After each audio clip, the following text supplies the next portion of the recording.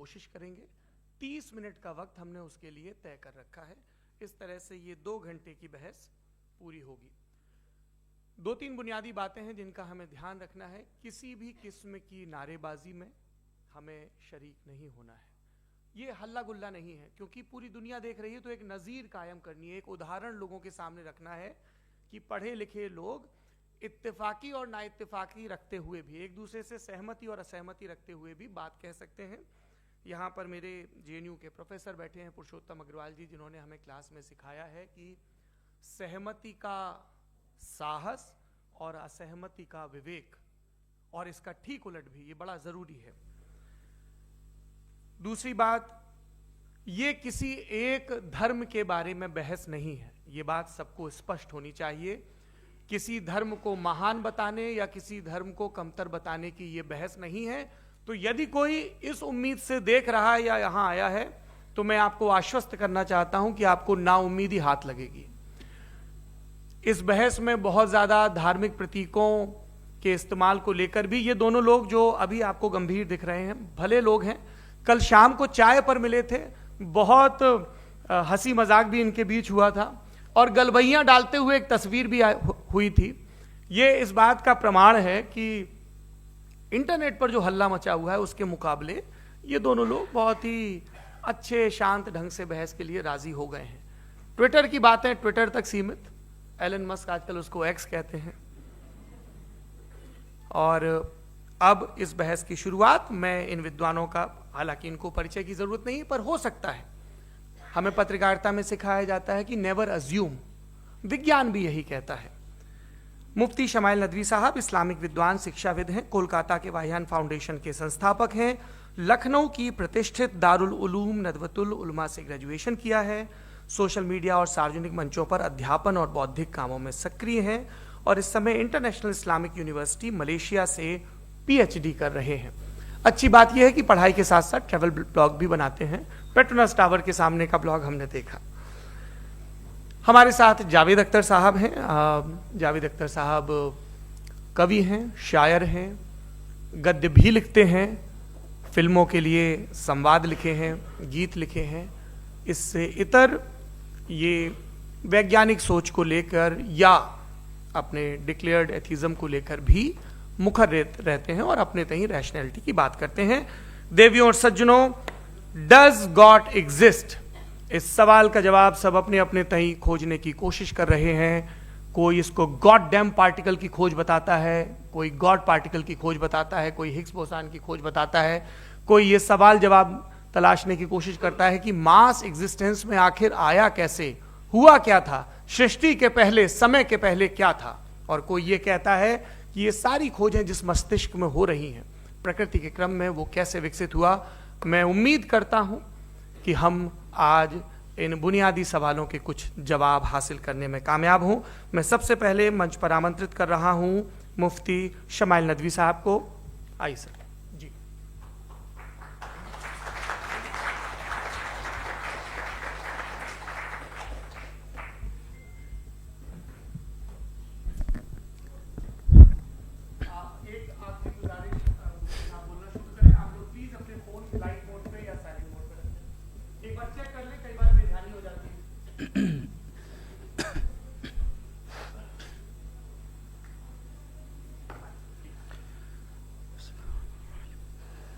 तमाम तारीफ़ें उस क्रिएटर के लिए जिसने इस यूनिवर्स को एक मकसद के तहत पैदा किया है। रिस्पेक्टेड जनाब जावेद अख्तर साहब, मिस्टर सौरभ द्विवेदी और respected audience, thank you all for being here today. आज की डिबेट में चूंकि हम बात करने वाले हैं डज गॉड एग्जिस्ट के टॉपिक पर, तो ये एक ऐसा टॉपिक है जिसके मुताल्लिक कोई भी डिसीजन लेने के लिए अलग अलग स्टैंडर्ड्स हो सकते हैं। लिहाजा डिबेट के शुरू में ये ज़रूरी है कि हम ये जान लें कि आज के इस टॉपिक में कौन सा स्टैंडर्ड सही होगा और कौन सा गलत होगा। सबसे पहला स्टैंडर्ड जिसे मैं समझता हूं कि हमारे रिस्पेक्टेड जनाब जावेद अख्तर साहब बड़ी तेजी के साथ उसकी तरफ लपकेंगे, वो है साइंस। जबकि साइंस दर हकीकत खुदा के एग्जिस्टेंस को डायरेक्टली साबित करने या उसके एग्जिस्टेंस को डिनाई करने के लिए स्टैंडर्ड नहीं बन सकती। और उसकी वजह क्या है? ये मैं नहीं कह रहा, ये वो लोग कह रहे हैं जो साइंस के एक्सपर्ट्स हैं। नेशनल एकेडमी ऑफ साइंस कहती है science doesn't have the processes to prove और disprove the existence of God. Why? क्योंकि साइंस का ताल्लुक एम्पेरिकल एविडेंस से है, और एम्पेरिकल एविडेंसेस का ताल्लुक हमारे नेचुरल और फिजिकल वर्ल्ड से है, जबकि गॉड नॉन फिजिकल और सुपर नेचुरल रियलिटी है। लिहाजा नॉन फिजिकल रियलिटी को आप उस टूल के साथ नहीं चेक कर सकते जिसका काम फिजिकल रियलिटी को तलाश करना है। लिहाजा आज इस डिबेट में गॉड की एग्जिस्टेंस को साबित करने या उसे डिनाई करने में साइंटिफिक एविडेंस को एक्सेप्ट नहीं किया जाएगा। दूसरा स्टैंडर्ड हो सकता है रेविलेशन, कि रेविलेशन के जरिए हम यह साबित करें कि गॉड एग्जिस्ट करता है या नहीं। लेकिन यह स्टैंडर्ड भी आज इररेलेवेंट है। क्यों? क्योंकि रेविलेशन मेरे नजदीक सोर्स ऑफ नॉलेज है, वैलिड सोर्स ऑफ नॉलेज है, लेकिन हमारे जावेद अख्तर साहब के नजदीक ये वैलिड सोर्स ऑफ नॉलेज नहीं है। लिहाजा आज की डिबेट में मैं एक भी एविडेंस किसी भी मजहबी स्क्रिप्चर से नहीं दूंगा, ताकि जावेद अख्तर साहब के लिए वो अनएक्सेप्टेबल ना हो। तीसरा जो मेयार हो सकता है वो है ऑब्जर्वेशन, कि भाई कोई कहे कि हमें खुदा दिखाओ, अगर है तो दिखाओ, या ये कि खुदा के एग्जिस्टेंस पर एम्पेरिकल एविडेंस दो। तो ये है दर हकीकत गलत टूल का इस्तेमाल करना। ये ऐसा ही है कि जावेद साहब मुझसे ये मुतालबा करें कि मुफ्ती साहब आप मेटल डिटेक्टर के जरिए प्लास्टिक डिटेक्ट करके दिखाएं। अब चूंकि प्लास्टिक डिटेक्ट नहीं हो पा रही है, लिहाजा plastic does not exist. No, you are using the wrong tool. इस टूल से प्लास्टिक को डिटेक्ट नहीं किया जाता। लिहाजा मैं समझता हूं कि गॉड के एग्जिस्टेंस पर एम्पेरिकल एविडेंस का मुतालबा करना एक बचकाना मुतालबा है, और हमारे रिस्पेक्टेड जनाब जावेद अख्तर साहब इस स्टेज से अब बहुत आगे निकल चुके हैं।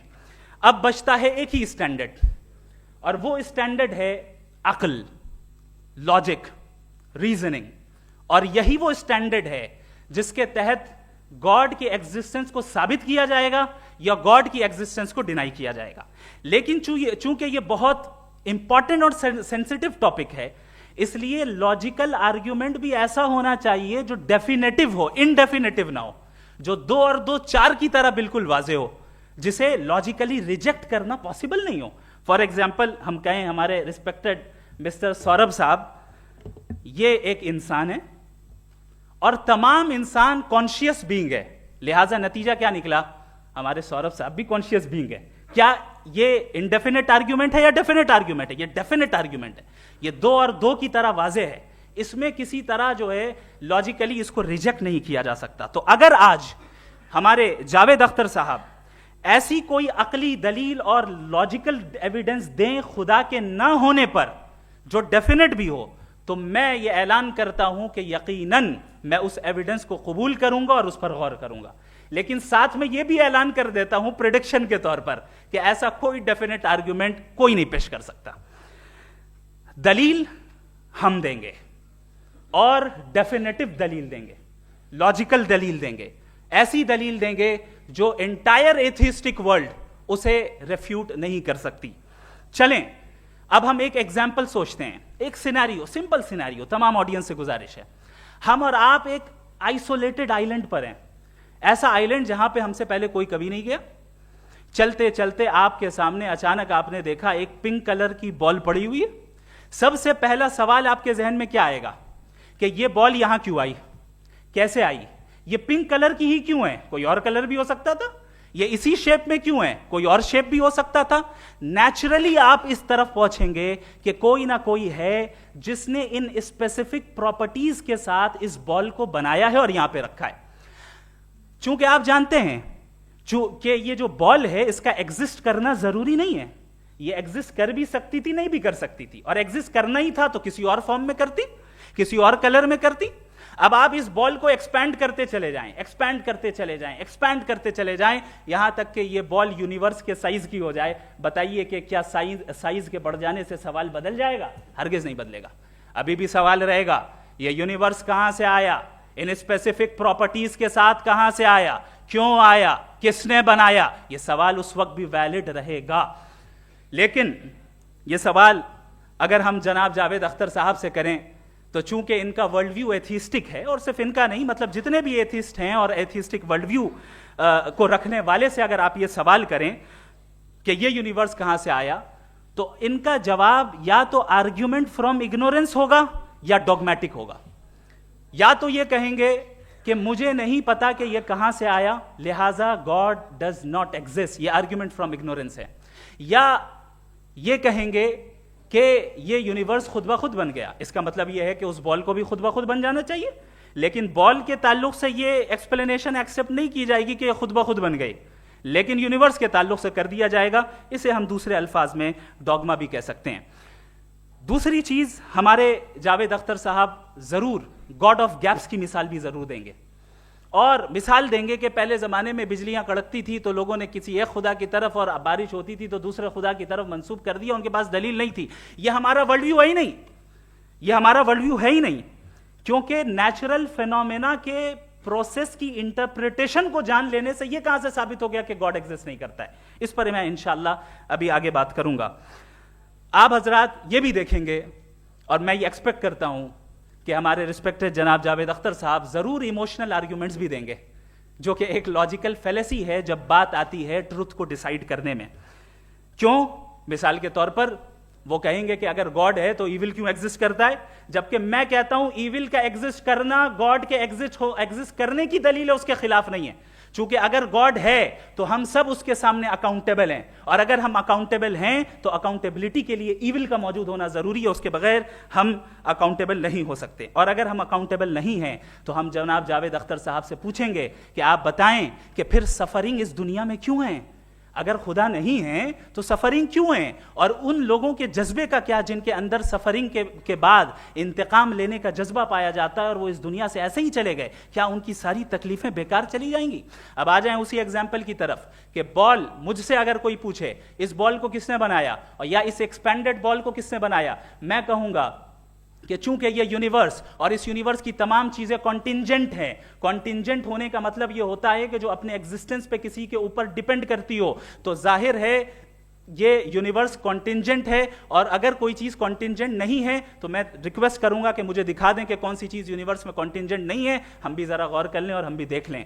और जब कॉन्टिंजेंट चीजें मौजूद हैं तो फिलोसोफर्स की इस्तिलाह के मुताबिक, हम उस टर्मिनोलॉजी के मुताबिक हम उस जगह तक पहुंचते हैं और उस हस्ती तक पहुंचते हैं जिसे नेसेसरी बीइंग कहा जाता है, कि ये वो नेसेसरी बीइंग है जिसका मौजूद ना होना नामुमकिन हो। क्योंकि अगर ये मौजूद ना हो तो सारी चीजें एग्जिस्टेंस में आएंगी ही नहीं, और ये सारी कॉन्टिंजेंट चीजें उसी के ऊपर डिपेंड करती हैं। अब अगर आप ये सवाल करते हैं कि फिर उस हस्ती को किसने बनाया, फिर उसका कॉज क्या है, फिर उसका कॉज क्या है, फिर उसका कॉज क्या है, और एंडलेसली चले जाएं, इसे हम कहते हैं इन्फिनिट रिग्रेस ऑफ कॉजेस, जो कि लॉजिकल फेलेसी है। कॉन्सेप्चुअली इन्फिनिटी पॉसिबल है। मिसाल के तौर पे न्यूमेरिकल्स 1 2 3 गिनते चले जाएं, इन्फिनिट नंबर्स हैं। मैं कॉन्सेप्चुअली बात नहीं कर रहा, प्रैक्टिकली रियलिटी में साबित करके दिखाएं कि infinite regress of causes possible हैं या नहीं। अगर पॉसिबल हैं तो हम मान लेंगे, मिसाल दे दें, और पॉसिबल नहीं है तो एक ही ऑप्शन बचता है जिसे हम कहते हैं नेसेसरी बीइंग। ऐसी नेसेसरी बीइंग जो इंडिपेंडेंट है, क्योंकि अगर वो डिपेंडेंट हुई तो वो नेसेसरी नहीं रहेगी।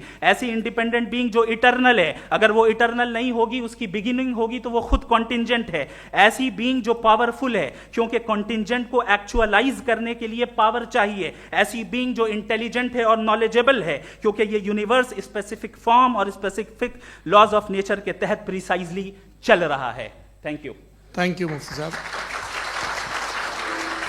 मैं इन दलीलों के बाद जावेद अख्तर साहब से गुजारिश करूंगा, आप बैठ के बोलना चाहेंगे या बाहर? जी।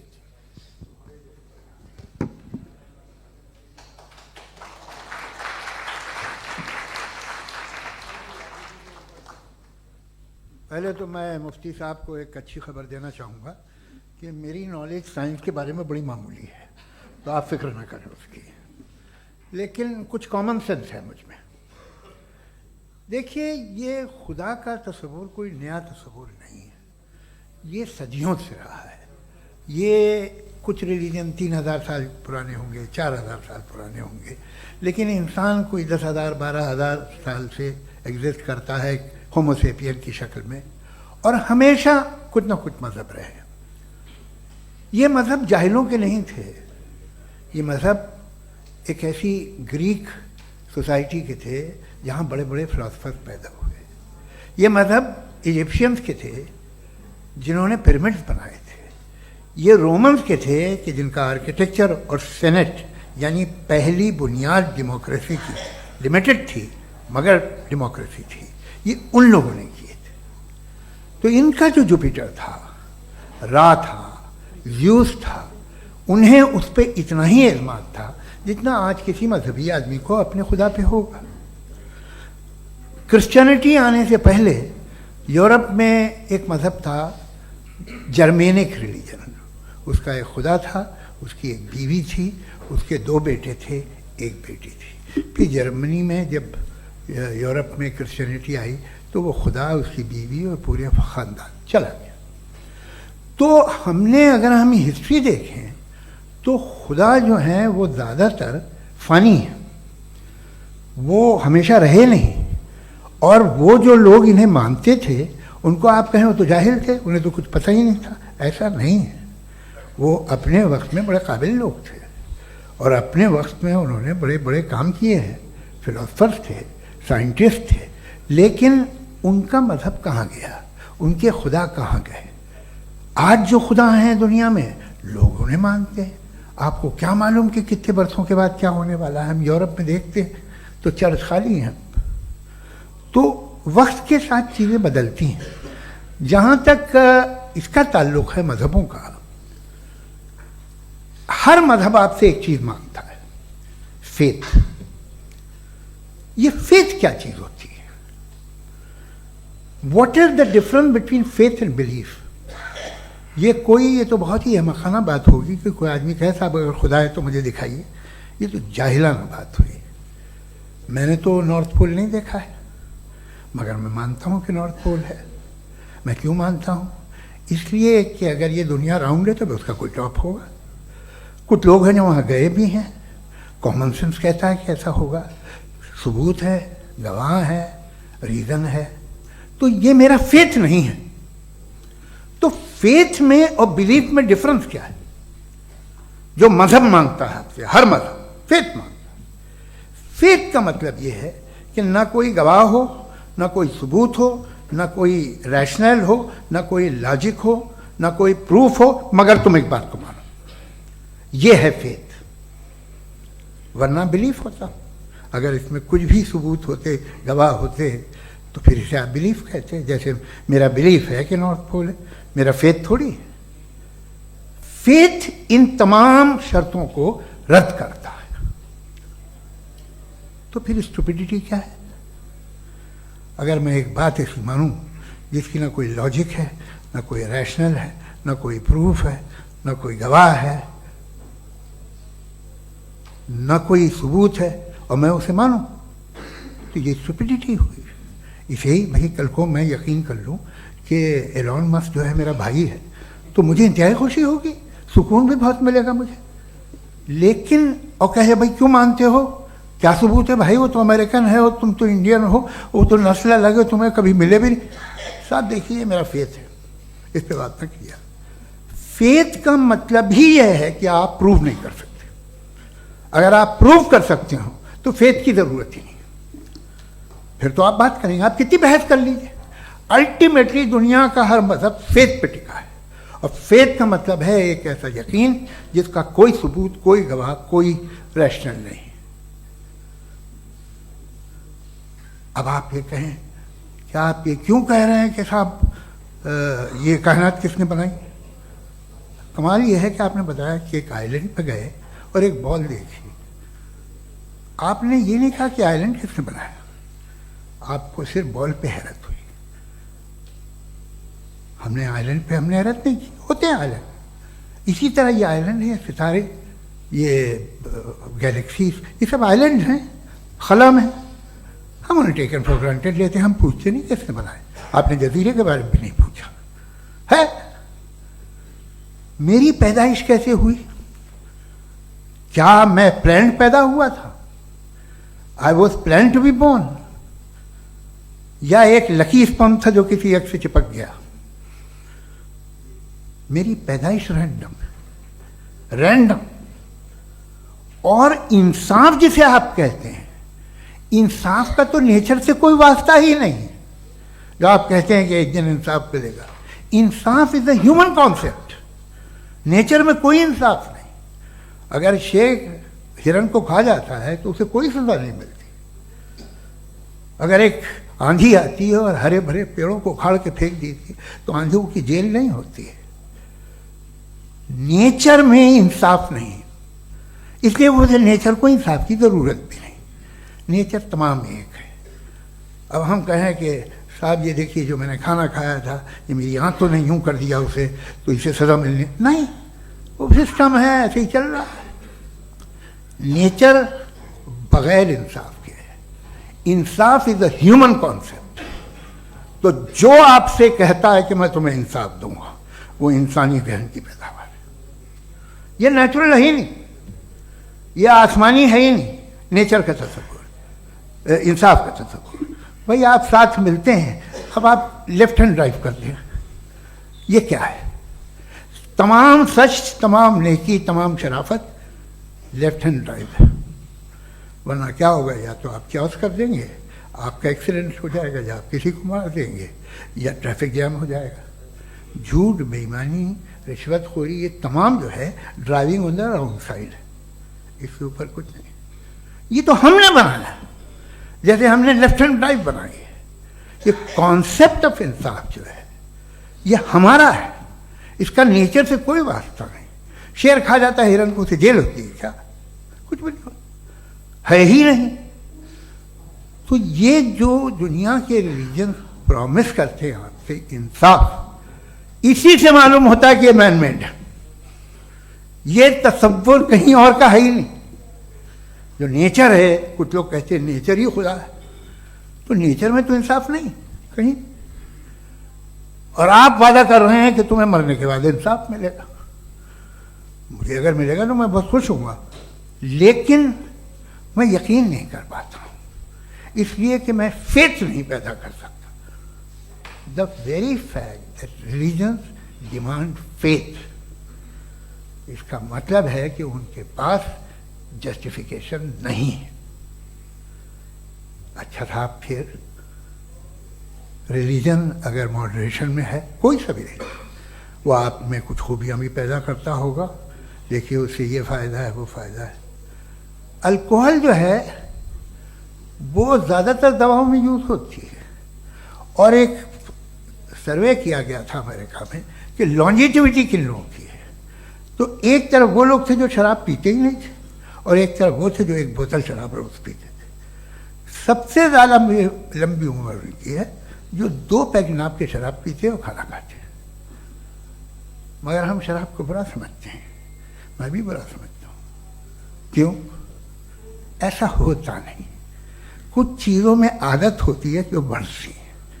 आज तक में एक आदमी दूध पीता है, आप 10 साल बाद भी मिलेंगे तो एक ही गिलास पीता होगा। ऐसा नहीं होता, सुबह से दूध पीता रहता है। मिल्कोहलिक मैंने नहीं देखे, अल्कोहलिक होते हैं। ये टेंडेंसी है मजहब की कि वो बढ़ता है, जैसे कैंसर बढ़ता है, जैसे शराब बढ़ती है। कुछ लोग होंगे जो उसे सही तरह से यूज़ करते हैं। मुझे यकीन है कि हमारे मुफ्ती साहब भी उनमें से एक, इनसे बहुत खुशी हुई मुझे इनसे मिलकर। लेकिन कितने लोग हैं कि आज आप देखते हैं दुनिया में जो तबाहियाँ हैं, इनमें कितना हाथ है उन लोगों का जो बिलीवर कहते था मजहब ये नहीं कहता, ना कहता होगा, मगर जब ये मजहब पीते हैं तो ऐसे बिहेव करते हैं। थोड़ा सा अगर हो तो शायद बहुत अच्छी बात, लेकिन शराब थोड़ी सी नहीं रहती, उसमें टेंडेंसी है पहले। थोड़ा सा अगर 2-3 कैंसर के सेल हो ना बॉडी में तो आदमी स्लिम रहेगा, लेकिन वो 2-3 सेल नहीं रहते, वो मल्टीप्लाई होते हैं। जावेद साहब टाइम पूरा हो गया। टाइम हो गया, तो बस बात खत्म हो गई। अच्छा, मुझे कुछ और कहने को था भी नहीं। जी, मैं पहले जवाबी दौर के लिए इनवाइट कर रहा हूं मुफ्ती साहब को। Your rebuttal round 1, you have 7 minutes.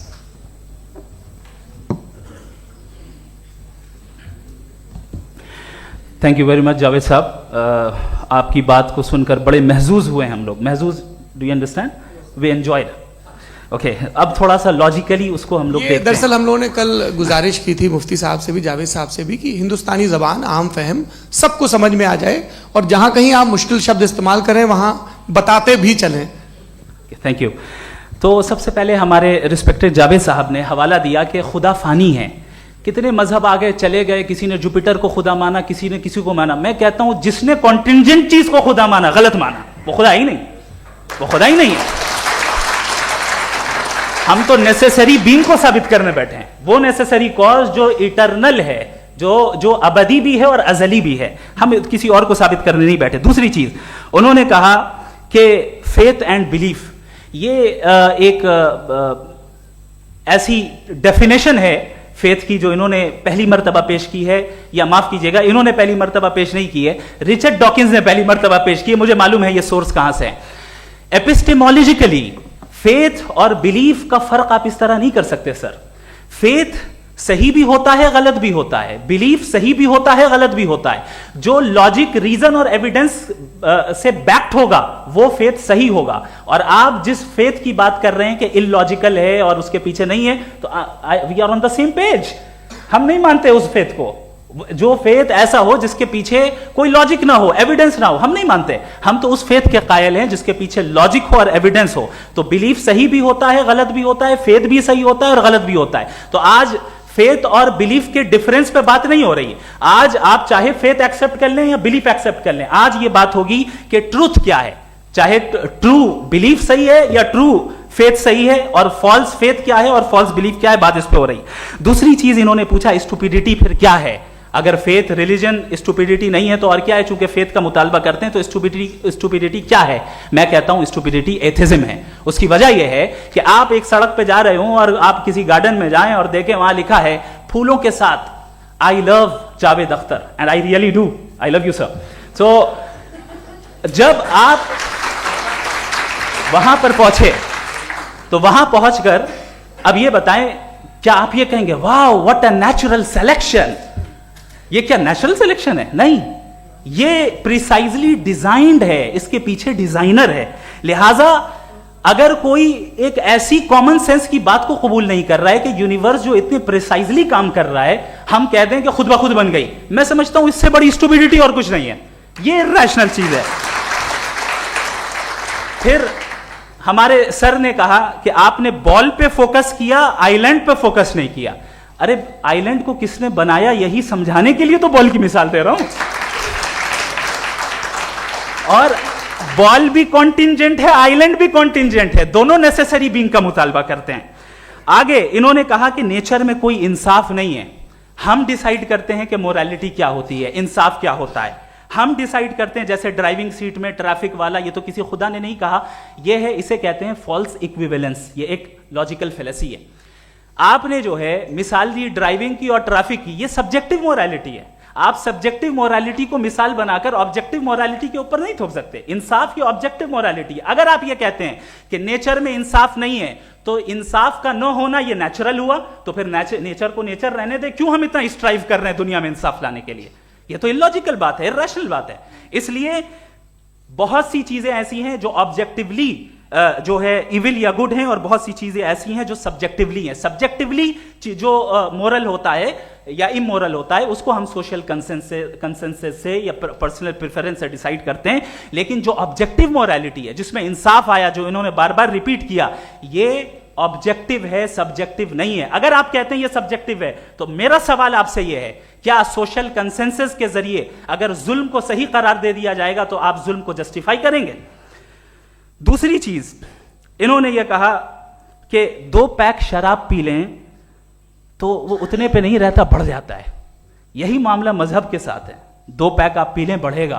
तो ये एक ऐसी मिसाल है, इसको कहीं भी फिट कर लें कि आप एथिज्म पे जब फिट करें, जब आप 2 पैक एथिज्म का लेंगे ना, तो वो बढ़ बढ़ के नॉर्थ कोरिया बनेगा। Thank you.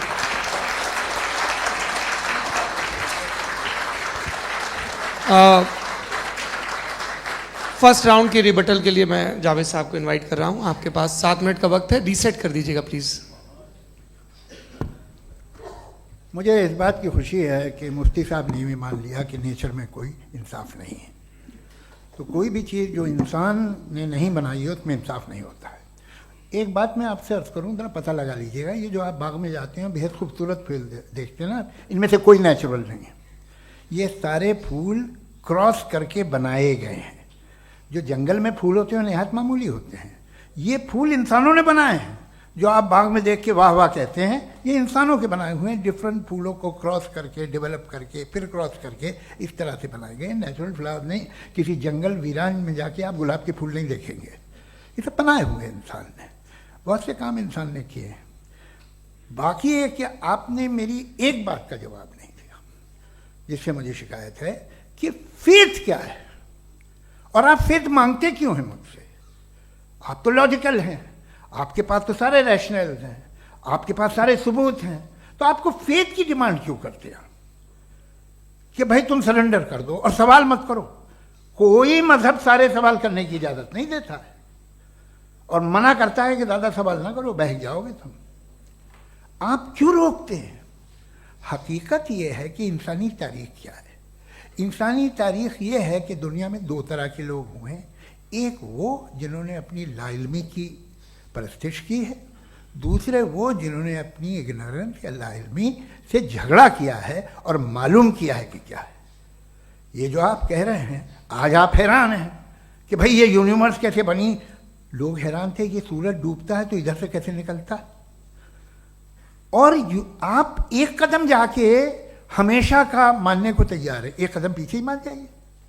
भाई आप इसके बाद जाते हो, कहते सवाल ना करना कि ये कहाँ से आया, ये पावर तो हमेशा से हमेशा रहेगी। तो आप यूनिवर्स के बारे में मानने में क्या तकलीफ है? एक कदम पहले रुक जाइए। ये हमेशा से थी या नहीं थी हमें मालूम नहीं है। और ये कहना कि हमें मालूम नहीं है, कमाल ये है कि दुनिया के सारे मजहब सब जानते हैं ये दुनिया कैसे बनी थी, कैसे मिटेगी, मरने के बाद क्या होगा, इनको सब इल्म है। इनको किसी को डायनासोर होते थे पहले ये नहीं पता था, किसी को नहीं पता। किसी भी दुनिया की मजहबी किताब में डायनासोर का जिक्र नहीं है। लेकिन बाकी सब बातें, how to make universe in 4 easy lessons and बाकी सब पता है। जिसको सब पता है वो गड़बड़ है।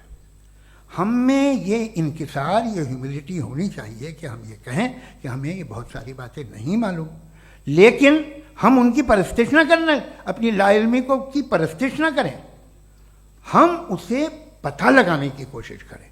जिस दुनिया में आप बैठे हैं सर, ये हॉल जो है, ये इलेक्ट्रिसिटी जो है, ये माइक जो है, जिस हवाई जहाज से आप आए थे, वो जिस कार से आप यहाँ आए हैं, ये सब उन लोगों की बनाई हुई है जिन्होंने सवाल किए थे। ये दुनिया जिसमें आप आज आराम से हैं, ये उन लोगों की बनाई है कि जिन्होंने सवाल किए थे। और हर स्टेज पे इन सवालों को मकरूह कहा गया था, गलत कहा गया था। आप जरा तारीख पढ़िए, एक बड़ी दिलचस्प किताब है बर्ट्रैंड रसेल की, जिसमें उसने रिलीजन एंड साइंस कि कब से रिलीजन जो है साइंस के अगेंस्ट है। और हद तो यह है कि भाप के इंजन के खिलाफ थे, स्टीम इंजन के भी खिलाफ थे, और फतवे हुए उन पर, वेटिकन ने दिए। तो ये हमेशा, अभी जैसे ही ये राइट विंगर आते हैं अमेरिका में पावर में, तो वो जो अपना ये क्या बोलते हैं उसे, सीड क्या वर्ड है, सीड क्या जो, हाँ नहीं सीड जो होते हैं जिन पे जी नहीं भाई, वो जो ह्यूमन बॉडी के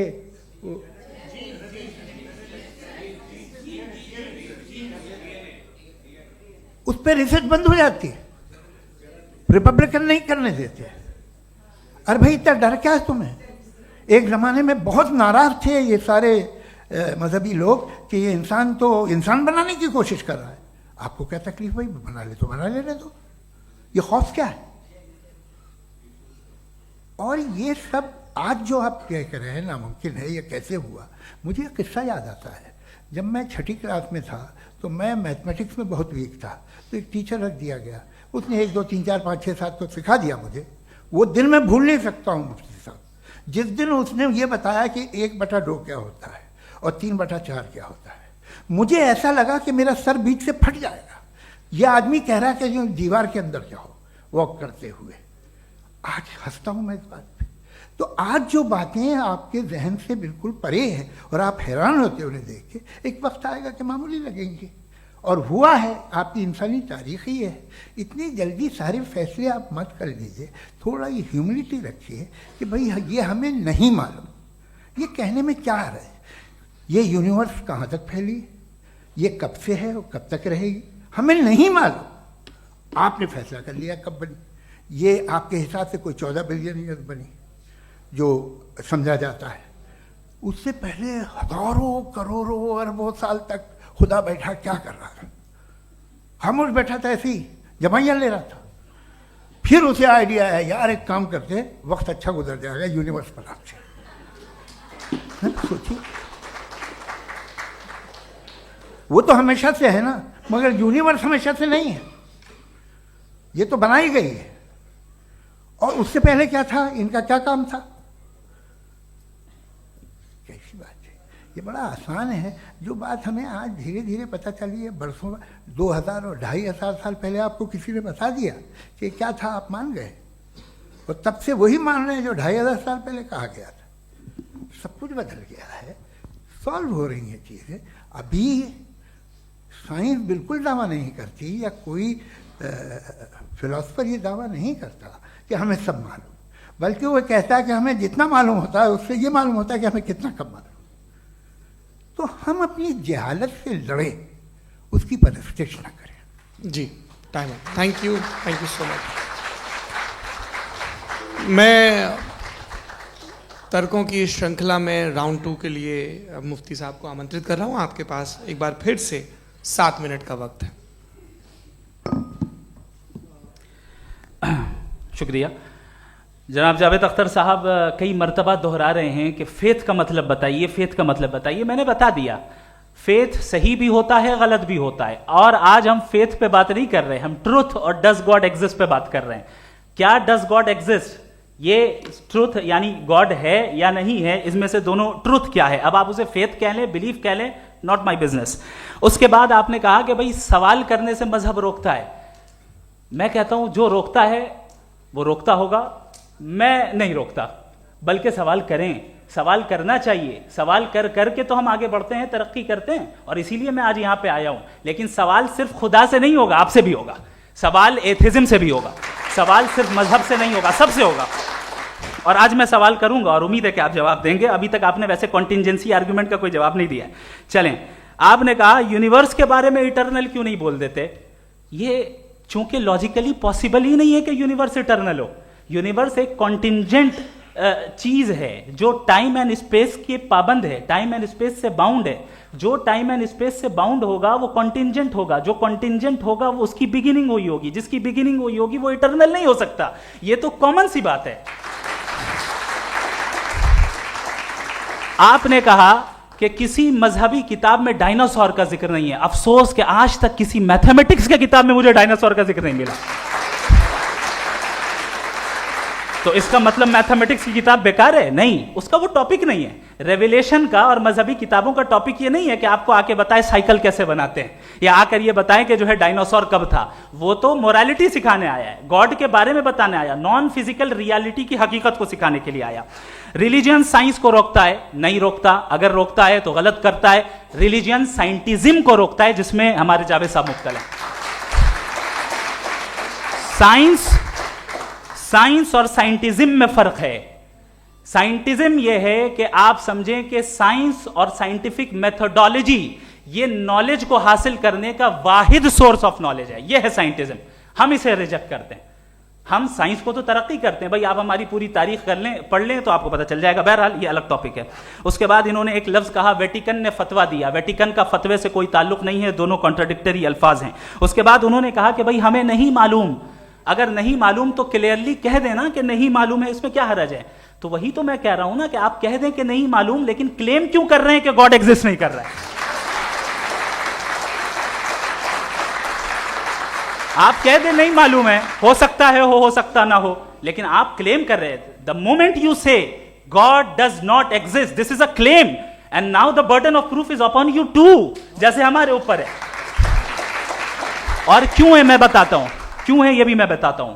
फिलोसॉफिकली जो क्लेम होता है ना, सिर्फ ये नहीं होता कि इंसान कहे पॉजिटिव क्लेम करे और नेगेटिव क्लेम करे तो बर्डन ऑफ प्रूफ नहीं है।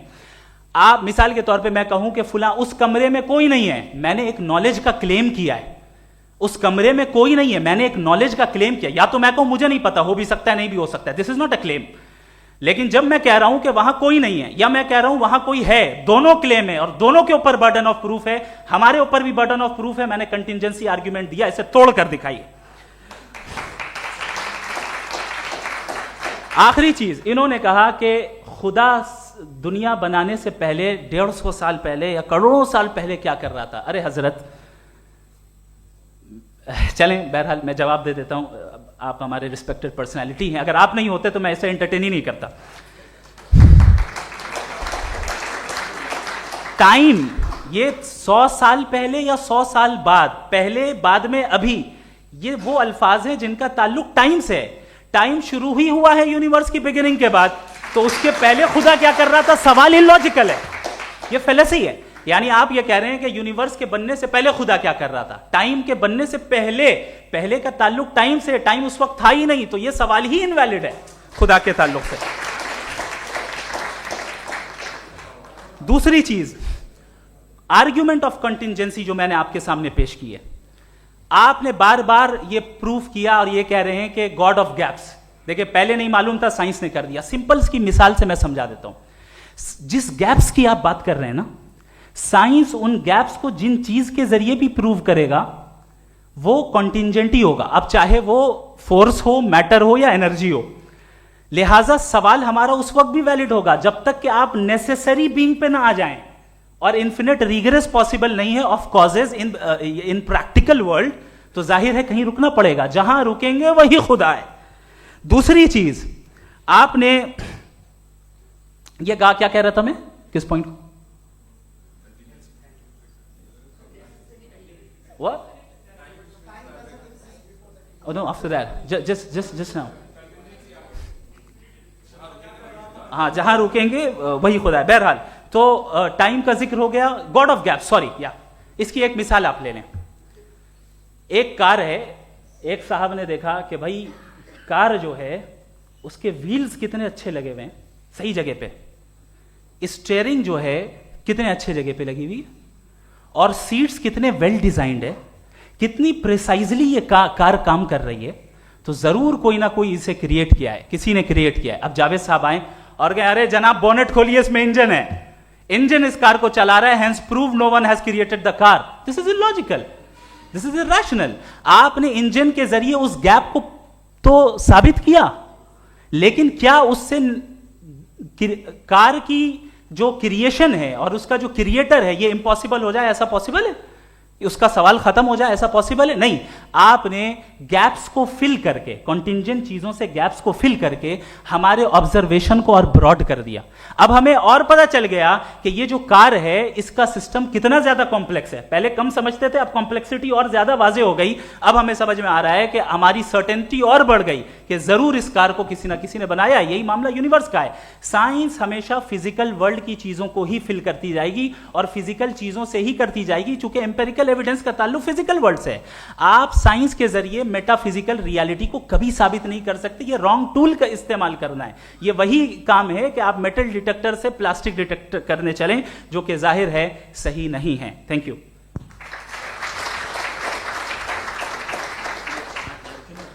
जी, ये आर्ग्यूमेंट का राउंड 2 है। हाँ। 7 मिनट है। पहले तो मैं आपसे अर्ज करूं कि आपने कहा कि जब कायनात ही नहीं थी तो वक्त भी नहीं था, कुछ भी नहीं था। कैसे नहीं था? खुदा था, एक एग्जिस्टेंस तो था ना खुदा का। तो जब खुदा था तो वक्त भी होगा। ऐसा नहीं कि कुछ भी नहीं था, खुदा था। अच्छा, बाकी ये कि आपने कहा साहब आप साबित कीजिए, आपके पास भी लॉजिक है, मेरे पास भी लॉजिक है। आप मेरा जिम्मेदारी नहीं है साबित करना कि खुदा है। बर्टन रसल ने बड़ी अच्छी बात कही। बर्टन रसल ने बड़ी अच्छी बात कही। मैं आपसे अगर ये दावा करूं कि एक चाय की केतली मरीख के चारों तरफ घूम रही है, मार्स के चारों तरफ, तो यह आपका काम नहीं है कि आप साबित करें कि कोई चाय की केतली नहीं है। ये मेरा काम है, मैंने दावा किया है। ये दावा तो मजहबी लोग करते हैं कि खुदा है, मैं क्यों साबित करूं कि नहीं है? जब तक आप मुझे कन्विंस नहीं कर देंगे मैं नहीं मानूंगा। आपकी जिम्मेदारी है, मेरी जिम्मेदारी नहीं है। दोयम ये कि ये जो आप कह रहे हैं, जो गैप्स हैं, ये गैप जब जब किसी मजहब को चैलेंज करते हैं, जब ऐसा कोई बात आती है तो हंगामा हो जाता है कि जब वो चैलेंज करें किसी फेथ को। ये तमाम साइंस जो है इसे मुख्तलिफ जगहों पे मुख्तलिफ वक्तों में मजहब ने रोकने की कोशिश की है। ये किताब है religion and science Bertrand Russell की, पढ़िएगा, अच्छी लगेगी आपको। तारीख ही है साइंस, मजहब की साइंस से उसका यही रिश्ता है। अच्छा, अब ये हम सोचें कि बहरहाल ये वजूद जो है मजहब और ये बिलीव इन गॉड इंसान को बेहतर बना देता है, तो एक काम कीजिए, हिंदुस्तान वर्ल्ड का नक्शा लीजिए और मार्क कीजिए कि रिलीजन कहाँ कहाँ ज़्यादा है, कहाँ कहाँ, चाहे वो लैटिन अमेरिका हो या मिडल ईस्ट हो या फार ईस्ट हो या हिंदुस्तान के वो इलाके जहाँ मजहबियत ज़्यादा है। रख दीजिए नक्शा अलग। अब दूसरा नक्शा कि कहाँ कहाँ नाइंसाफ़ी, रिप्रेशन, औरतों के हुकूक की पामाली, जुल्म, डिक्टेटरशिप कहाँ है, नक्शा एक ही होगा। तो आप मुझे बताएं कि जो इसका तरकीब इस्तेमाल क्या है, खुदा का तरकीब इस्तेमाल तो बताइए। आप छोटी सी दवा सड़क पे बेचते हैं उसकी भी तरकीब इस्तेमाल बताते हैं, इसके इस्तेमाल से तो फायदे नहीं हुआ किसी को। जो सारे के सारे खराब मुल्क हैं, खराब समाज है, वो सारे जुल्म खुदा के नाम पे करते हैं। वो गलत करते हैं, सही करते हैं, मुझे क्या लेना देना उससे। इस्तेमाल से मालूम होता ना। एक विस्की की बोतल कभी शायद देखी हो आपने, लाल रंग की होती है, उस पर रोशनी और छपड़ा इंतहाई खूबसूरत लगती है, क्या बिगाड़ रही है किसी का? उसका इस्तेमाल गलत है, इसलिए आप उसे नापसंद करते हैं। इसका इस्तेमाल गलत है, इस तसव्वुर का इस्तेमाल ही गलत है और हमेशा से गलत हुआ है। आप देख लीजिए, इंसानी तारीख देख लीजिए, आज देख लीजिए, हिंदुस्तान देखिए, दुनिया देख लीजिए, क्या हो रहा है। इसे कैसे इस्तेमाल कर रहे हैं फेथ वाले लोग? क्या फेयर हैं, जस्ट हैं, जो अपने खुदाओं पे यकीन रखते हैं? वो किस तरह के लोग हैं? वो लोगों को इंसाफ देते हैं, वो बेहतर इंसान बने। तो इस दवा का फ़ायदा क्या है? चलो बहुत फ़ायदा हो रहा तो मैं इस्तेमाल कर लूँगा, मुझे तो इस दवा का कोई फ़ायदा दिखता ही नहीं। मुझे तो ऐसा लगता, मैं एक और बात बताऊँ, अगर कोई आदमी मजहबी है और अच्छा आदमी है तो मैं उसकी बहुत इज्जत करता हूँ, इसलिए कि मेरा ख्याल है मजहबी आदमी का अच्छा होना मुझसे अच्छा होने से ज़्यादा मुश्किल है। भाई हर चीज़ की एक लिमिट है, आप इतना भाग सकते हैं, इतना नहीं भाग सकते, इतना वजन उठा सकते, इतना नहीं उठा सकते, इतना दूर देख सकते हैं, इतना दूर नहीं देख सकते। उसी तरह कॉमन सेंस कहता है कि आप में नेकी का भी एक कोटा होगा। अब आप अगर सुबह जाते हैं अपनी इबादत गाह और इबादत करते हैं तो बाहर निकलते हैं तो आप तो यही महसूस करते हैं कि आपने एक बहुत अच्छा काम किया, आपकी नेकी का एक बहुत बड़ा कोटा खर्च हो गया जिससे किसी का कोई फ़ायदा नहीं। मैं तो नहीं जाता हूँ तो मुझे तो किसी को खाना खिलाना पड़ेगा, किसी बेवा की मदद करनी पड़ेगी, मैं अपना कोटा कैसे कंज्यूम करूं? आप अपना कोटा सारे मजहबी लोग इंतहाई यूजलेस कामों में यूज करते हैं। उसके बाद भी अगर आप में बच्ची है थोड़ी सी शराफत तो भाई वाह क्या बात है।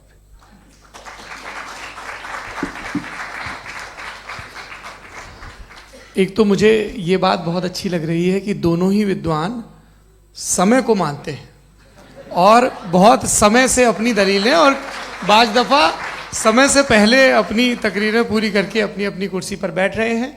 ये इस आर्ग्यूमेंट का राउंड 2 पूरा हुआ। अब रिबटल का राउंड 2 है और उसके बाद क्रॉस एग्जामिनेशन होगा। नहीं, आपका आर्ग्यूमेंट हो गया सर। हमारे यहाँ स्कूल के सिलेबस में पंच परमेश्वर कहानी पढ़ाई जाती है, प्रेमचंद जी की लिखी हुई। आप निश्चिंत रहिए, आपके कोई राउंड में मिस नहीं होने दूंगा। रिबटल का राउंड 2 मुफ्ती शमाइल नदवी साहब।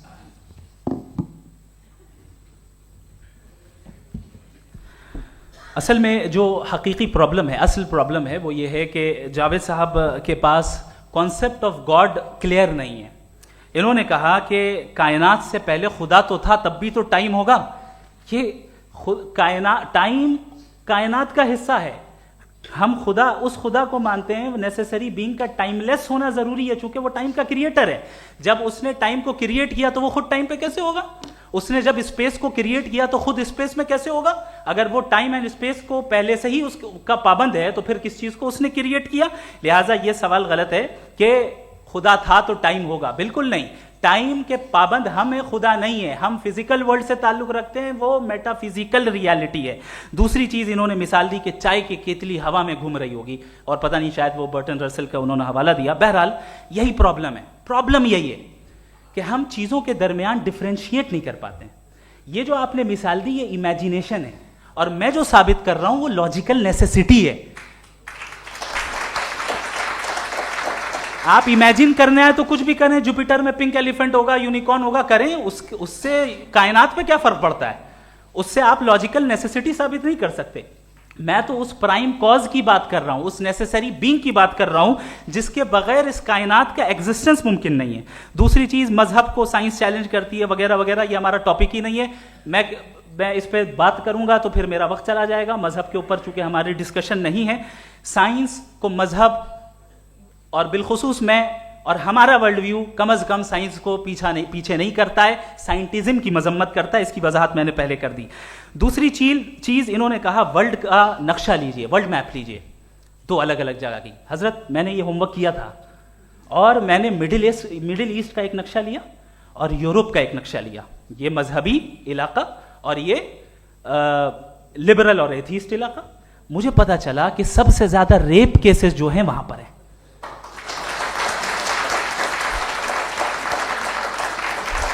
मुझे ये पता चला यूएन की रिपोर्ट के मुताबिक, मैं ये अपने घर से नहीं लेके आ रहा, कि जो वर्किंग वुमेन है यूरोपियन कंट्रीज में, उसमें 81% वुमेन सेक्सुअल हैरेसमेंट का वर्क में शुमार हो रही है। ये मिडिल ईस्ट में नहीं हो रहा है, वो मजहबी लोग हैं इसलिए नहीं हो रहा है। दूसरी चीज आपने ये कहा कि मजहबी आदमी का अच्छा होना हमारे अच्छे होने से बहुत मुश्किल है, बहुत मुश्किल है। तो इसका मतलब यह है कि गॉड के अलावा आपके पास अच्छे और बुरे का कोई स्टैंडर्ड है। मैं चाहूंगा कि कन्वर्सेशनल स्टाइल वाली डिस्कशन और सेगमेंट पे इसी पे बात कर लेते हैं। Thank you very much.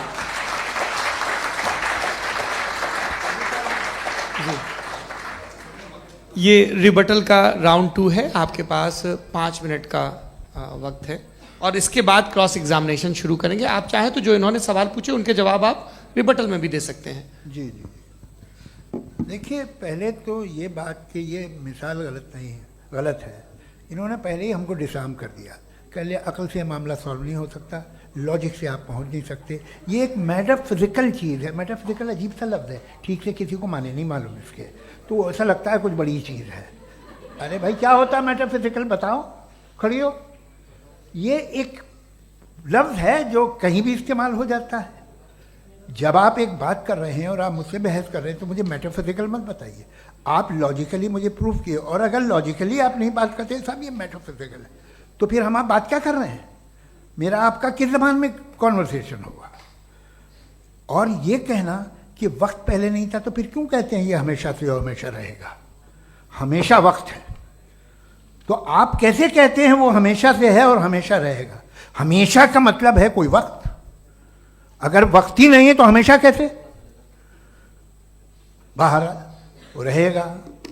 अब मैं ये देखता हूँ, आपने कहा ना कि वहाँ रेप ज़्यादा होते हैं, तो हम एक बात देखते हैं कि ये दुनिया जिस पे वो कादर मुतलक है, जिसकी मर्ज़ी के बगैर पत्ता भी नहीं हिलता, ओमनीपोटेंट है, ये दुनिया चल कैसे रही है?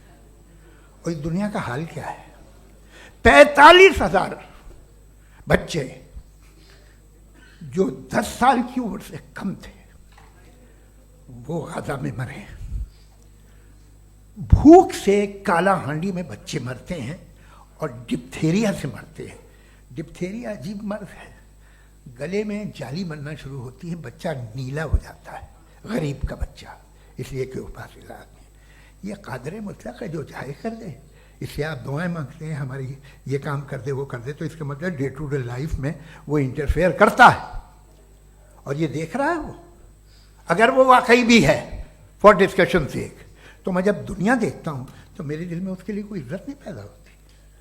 ये क्या कर रहे हो तुम पूरे ऑल पावरफुल हो, ओमनीपोटेंट हो, ओमनी प्रेजेंट हो।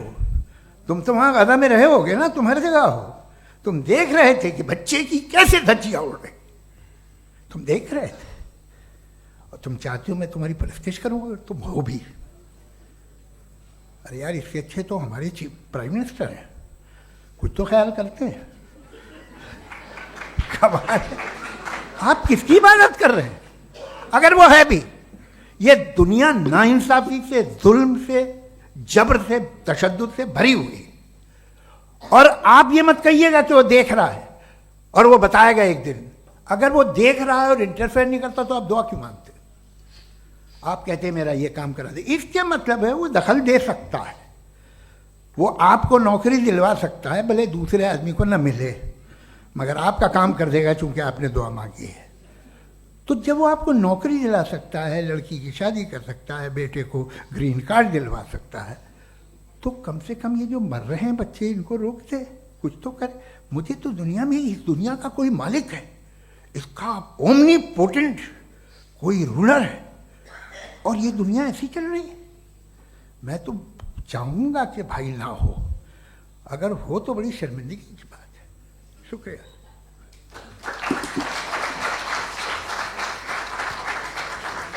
देवियों और सज्जनों, इस बहस के 2 राउंड और 2 रिबटल पूरे हो चुके हैं। अब सबसे ज़रूरी और सबसे मुश्किल राउंड शुरू हो रहा है, क्रॉस एग्जामिनेशन का। अब इन विद्वानों की सज्जनता की एक परख भी होगी और वक्त हमने 16 मिनट का तय किया है। पहला सवाल आप पूछना चाहेंगे?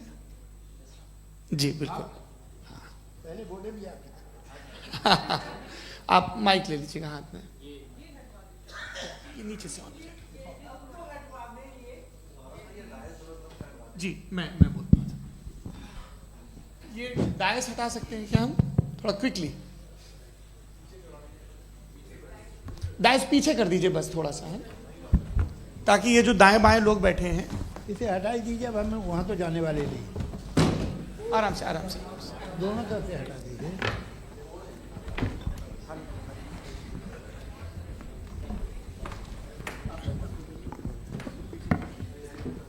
इस बीच आप लोग भी अपने अपने सवाल तैयार कर लें। ये ध्यान रखेंगे कि मैं यहाँ से सवाल लूँगा, आप लोगों को अपना हाथ ऊपर करना है, अपना नाम बताना है और अधिकतम 3 वाक्यों में अपना सवाल पूरा करना है। कई लोग सवाल की जगह भाषण देने लगते हैं, उससे आज बचना है। जी मुफ्ती साहब, पहला सवाल आपका, 16 मिनट हैं, हम दोनों लोगों के सवाल लेंगे। जी जी बहुत शुक्रिया। आपकी जो अभी बात हुई बहुत अहम थी, मैं इसको चाहूँगा कि आगे डिस्कस करूँ, लेकिन चूँकि अभी ये वो सेगमेंट है क्रॉस एग्जामिनेशन, तो सबसे पहला सवाल आपसे ये है कि जो मैं इतनी देर से कॉन्टिंजेंसी आर्ग्यूमेंट आपको बता रहा था, ये अकल से ही बता रहा था हजरत, आप ये बताएं कि आप इन्फिनिट रिग्रेस ऑफ कॉजेस को पॉसिबल मानते हैं या नेसेसरी बीइंग के एग्जिस्टेंस को सही समझते हैं? चूंकि 2 ही ऑप्शन हो सकता है, आप ये बताएं। देखिए, आपको मैं ईमानदारी से बात करूँ, एक तो मैं कॉन्टिजेंसी वर्ड ठीक से समझता नहीं, और इस वक्त भी जो आपने अंग्रेजी के अल्फाज इस्तेमाल किए वो ज़रा थोड़े से मुझे डिफ़िकल्ट और कॉम्प्लिकेटेड लगे, तो आप ज़रा सिंपल ज़बान में सवाल कर सकते हैं? बिल्कुल कर सकता हूँ जी। यूनिवर्स की हर चीज कॉन्टिंजेंट होने का मतलब यह है कि वो अपने एग्जिस्टेंस में किसी के ऊपर डिपेंडेड है। जो भी चीज डिपेंडेड होगी वो चीज इंडिपेंडेंट नहीं हो सकती, तो उसका कोई ना कोई कॉज होगा। तो अब आप क्या समझते हैं कि ये इन्फिनिट रिग्रेस है, यानी कॉज पर कॉज, कॉज पर कॉज, कॉज पर कॉज, और कभी कोई यानी ये एंडलेसली चलता रहा? क्योंकि अगर ऐसा होगा तो हम तो एग्जिस्टेंस में आते ही नहीं। लॉजिकली ये मुत्तफक अलैह चीज है, मुत्तफक अलैह अग्रीड अपॉन। ओके, इस पे हमने एग्री किया था कि मुश्किल शब्द आएगा तो अर्थ बताना पड़ेगा। तो इन्फिनिट रिग्रेस तो पॉसिबल नहीं है, तो कहीं ना कहीं आपको रुकना पड़ेगा ऐसे नेसेसरी बीइंग पर। नहीं, कोई जरूरत नहीं रुकने की। किसने कहा आप रुकना पड़ेगा? आप रुकते हैं खुदा पे, आप नहीं रुकते। आप कहते हैं वो हमेशा से, जब उस वक्त से जब वक्त नहीं था। आप कहाँ रुकते हैं कि अब हुआ था वो? आप नहीं कहते। हम क्यों नहीं मान सकते कि यूनिवर्स जो है और बल्कि मल्टीवर्सेस जो है वो हमेशा से हैं, वो बनती है, बिगड़ती है। एक हमारे यहाँ एक चीज़ है ब्लैक होल, वो समेट लेता है वापस, फिर ब्लास्ट होता है, फिर फैल जाता है। और इसमें हमारी तो खैर कोई औकात ही नहीं है इंसान की। एक छोटे से ज़र्रे पे हम 50-60 साल की उम्र रखते हैं, जो करोड़ों अरबों साल की कायनात है उसमें, और पैदा भी नहायत ही बेहुदा वजह से हुए थे। तो इसमें ये सोचना कि इसकी वजूहात और ये क्यों है, ये डिपेंडेंट है, ये हम देख रहे हैं। क्या मालूम, आप सोचिए कि ये जो फैल रही है कायनात, ये कहाँ फैल रही है, ये कहाँ जा रही है, और ये फैल क्यों रही है? अरे बना ली थी तुमने, रुको भैया, काफ़ी है। ये फैल क्यों रही है? ये और कौन सी कायनात जिसे मैं दूरबीन से देखता हूँ तो 2 बिलियन लाइट ईयर पे है, उससे मेरा कोई वास्ता ही नहीं है। 2 बिलियन ईयर यानी अगर मैं 80,000 माइल्स पर सेकेंड से चलूँ तो 20 करोड़ साल में वहाँ पहुँच जाऊँगा। इसकी ज़रूरत क्या थी? ये दुनिया, ये कायनात तो इंसान अशरफुल मखलूक़ात के लिए बनाई गई ना। तो ये सब ये टर्म समझ में नहीं आया, इसमें कोई खास समझने वाली बात थी भी नहीं। ये जो अल्टीमेट कहा यह जाता है कि ये जो पूरी यूनिवर्स है, ये जो दुनिया है, ये इंसान के लिए बनाई गई। अच्छा, ये सब इंसान के लिए, क्यों साहब, सही है ना? बिल्कुल, लेकिन इसका ये मतलब नहीं कि किसी चीज के पीछे रीजन आपको नहीं पता तो रीजन नहीं है, इसे कहते हैं नहीं, from limited मुझे perspective। मुझे मुझे नहीं पता, लेकिन मेरी जिम्मेदारी नहीं है। वो बिल्कुल सही कहा था उसने, बर्टन रसल ने। आपने उसे मजाक में टाल दिया कि भाई आप एक दावा कर रहे हैं, मैं क्यों कहूं कि ये गलत है दावा? आप प्रूफ कीजिए, मेरे पे जिम्मेदारी ही नहीं है, मैंने थोड़ी कहा है। आप प्रूफ कीजिए कि ये सही है। आप आर्ग्यूमेंट ऑफ कंटिंजेंसी आप का जवाब कोई ही नहीं दे सवाल रहे हैं। पूछना चाहेंगे? है? आप सवाल पूछना चाहेंगे मुफ्ती साहब से? क्योंकि ये क्रॉस एग्जामिनेशन का दौर है। आप जैसे पहले बोल रहे थे फेथ को लेके कुछ, मैं ये पूछना चाहूँगा कि खुदा ने जो भी रेवलेशन किए हैं, एक मज़हब के लिए बहुत से मज़हबों में किए हैं, अलग अलग रेवलेशन है। कहीं कुछ एक बातें हैं, कॉन्ट्रडिक्शन भी है आपस में, कहीं कुछ आप कर सकते हैं, कहीं कुछ नहीं कर सकते। ऐसा नहीं है कि सबकी कोड ऑफ मॉरल एक है। तो ये किस्सा क्या है? अब आप ये देखिए कि मुझे कभी कभी लगता है कि ये जो फुटबॉल फाइनल होता है, लाखों लोग होते हैं, फिर वो टीवी कवर कर करोड़ों लोग, अगर उसमें खुदा की एक बूमिंग आवाज़ आ जाती, मैं गॉड हूँ, तो सारे लोग अभी सुन लेते और टीवी पे भी सुन लेते, किस्सा खत्म होता। ये इतनी राजदारी क्या है कि तुम सामने कुछ तो सबूत दे दो हमें सॉलिड। ये कह रहे साहब ये यूनिवर्स कैसे बनी, इससे मसला क्या हल होगा? मैं पूछूंगा आपसे खुदा कैसे बना? क्यों नहीं पूछूंगा कैसे बना? बल्कि वो तो कायनात से कहीं ज़्यादा इंटेलिजेंट है, कायनात से कहीं ज़्यादा कॉम्प्लेक्स। जी वो हमेशा से है, आप कहेंगे मैं मान लूँगा। अच्छा, दोयम वो कादिर मुतलक, यानी कादिर मुतलक का मतलब ओमनीपोटेंट, वो जो चाहे कर सकता है। आपको नौकरी दिलवा सकता है, आपकी अच्छी जगह शादी करवा सकता है, आपके पड़ोसी का मुकदमा हरवा सकता है, आपको जिता सकता है, सब काम करता है। थोड़ा सा माइक क्लोज जी। वो इस दुनिया को चला कैसे रहा है? ये दुनिया कैसे चल रही है? आपको इस पर हैरत नहीं होती? या क़यामत के बाद कभी एक जस्टिस होगा, जब ये बच्चा मर चुका होगा, जिसकी धज्जियाँ उड़ गई बम से, इसको इंसाफ मिलेगा तब? अच्छा, अब जवाब दूं? हाँ जी। मैं वही इसीलिए आप की तरफ। सबसे पहले आपने रेवलेशन और स्क्रिप्चर्स की बात की, इस पे मैं बात कर सकता हूं लेकिन आज नहीं करूंगा चूंकि वक्त कम है, कभी और इस पे डिस्कस करेंगे। मैं तैयार हूं उस पे भी बात करने के लिए। ये क्योंकि अभी हमारा से topic- राउंड 2 की भूमिका तय हो रही है। Does God exist round 2? जी, चूंकि आज गॉड के एग्जिस्टेंस पे बात है तो मैं उसी के रिलेटेड जो है आपके सवालात को एंटरटेन भी करूंगा और मैं भी पूछूंगा। आपने कहा कि आपने साबित ही नहीं किया, जबकि आर्ग्यूमेंट ऑफ कॉन्टिंजेंसी बुनियादी आर्ग्यूमेंट है। आप मुझे कॉन्टिजेंसी का मतलब बताइए, आपका मतलब क्या है कॉन्टिजेंसी? कॉन्टिंजेंसी का मतलब यह हुआ कि हर वो वजूद जो किसी भी चीज का पाबंद है, हर वो वजूद या हर वो चीज जो अपने एग्जिस्टेंस में किसी भी चीज के पाबंद है और उससे बाउंड है, उसको उसकी जरूरत है, उस पर डिपेंड करती है, तो जाहिर सी बात है कि उसका कोई ना कोई कॉज होता है। ये तो अक्ल की बात है। ये आप रीजनिंग की बात करते हैं, मैं वही कर रहा हूं। दूसरी चीज आपने ये बात कही कि इतने बिलियन लाइट ईयर्स दूर है, उसका मेरा क्या लेना देना। फिर मेरे ख्याल से आपको ये नहीं कहना चाहिए I think therefore I am an atheist. आपको सोचना चाहिए, सिर्फ आप एक लिमिटेड दायरे में रहकर नहीं सोचें बल्कि बाहर निकलकर सोचें। आपने तीसरा सवाल किया, आपने 2-3 सवाल एक साथ किए। ऐसी बातें ना कीजिए, कुछ लोगों को इतराज हो जाएगा आप पे कि आप कुछ भी सोचिए। ये इजाज़त आपको है नहीं, मुझे है।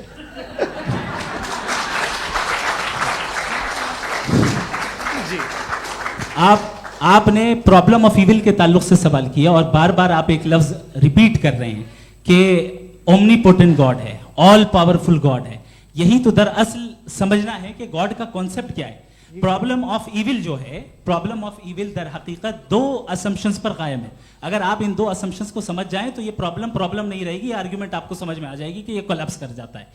पॉइंट नंबर 1, यानी जो आपका सबसे पहला फॉल्स असम्पशन है कि गॉड मर्सीफुल है, ओमनीपोटेंट है, दुनिया में जुल्म हो रहा है। लेकिन आपको ये समझना चाहिए कि हमारे वर्ल्ड व्यू के मुताबिक गॉड सिर्फ ओमनीपोटेंट और सिर्फ मर्सीफुल नहीं है, बल्कि वो ऑल वाइज भी है और वो ऑल नोइंग भी है। उसके हर काम के पीछे हिकमत और विजडम है। ये कोई जरूरी नहीं है कि वो हिकमत और विजडम आपको समझ में आए या मुझे समझ में आए। अगर आप जो समझ रहे हैं उसके मुताबिक आप फैसला कर रहे हैं, ये लिमिटेड पर्सपेक्टिव से आर्गुमेंट है। और इस चीज को हम अपनी दुनिया में, अपने लाइफ में, डेली लाइफ में इस प्रिंसिपल को एक्सेप्ट करते हैं। हम जब किसी डॉक्टर के पास जाते हैं, डॉक्टर के पास जाकर वो अगर उसने हमें कोई दवाई दी है तो हम ये तो नहीं कहते कि जब तक आपके पास जितना नॉलेज और जितना विजडम नहीं है, आपने क्यों ये दवाई दी है, तब तक हम इस चीज को एक्सेप्ट नहीं करेंगे। नहीं कहते, हम उसकी अथॉरिटी को तस्लीम करते हैं। क्यों? क्योंकि उसकी हम जानते हैं कि वो नॉलेजेबल है, वो विजडम वाला है, हमसे ज्यादा नॉलेज और हमसे ज्यादा विजडम है। बताएं सर। नहीं, डॉक्टर में और खुदा में बड़ा डिफरेंस है। डॉक्टर पढ़ा लिखा होता है, एक तो मैं उसकी बात सुनूंगा। दोयम ये नहीं, कुछ जवाब तो ये भी नहीं है सर। प्लीज, आप अगर सब ऑडियंस से बोलने लगेंगे तो हाँ। फिर मतलब नहीं सिविलाइज्ड बहस का। मतलब आप ये कहें कि चूंकि आप डॉक्टर पे बिलीव करते हैं इसलिए खुदा पे बिलीव किए, क्या ये मिसाल आपको समझाने के लिए आर्गुमेंट है, इस पे आपको एतराज नहीं है। तो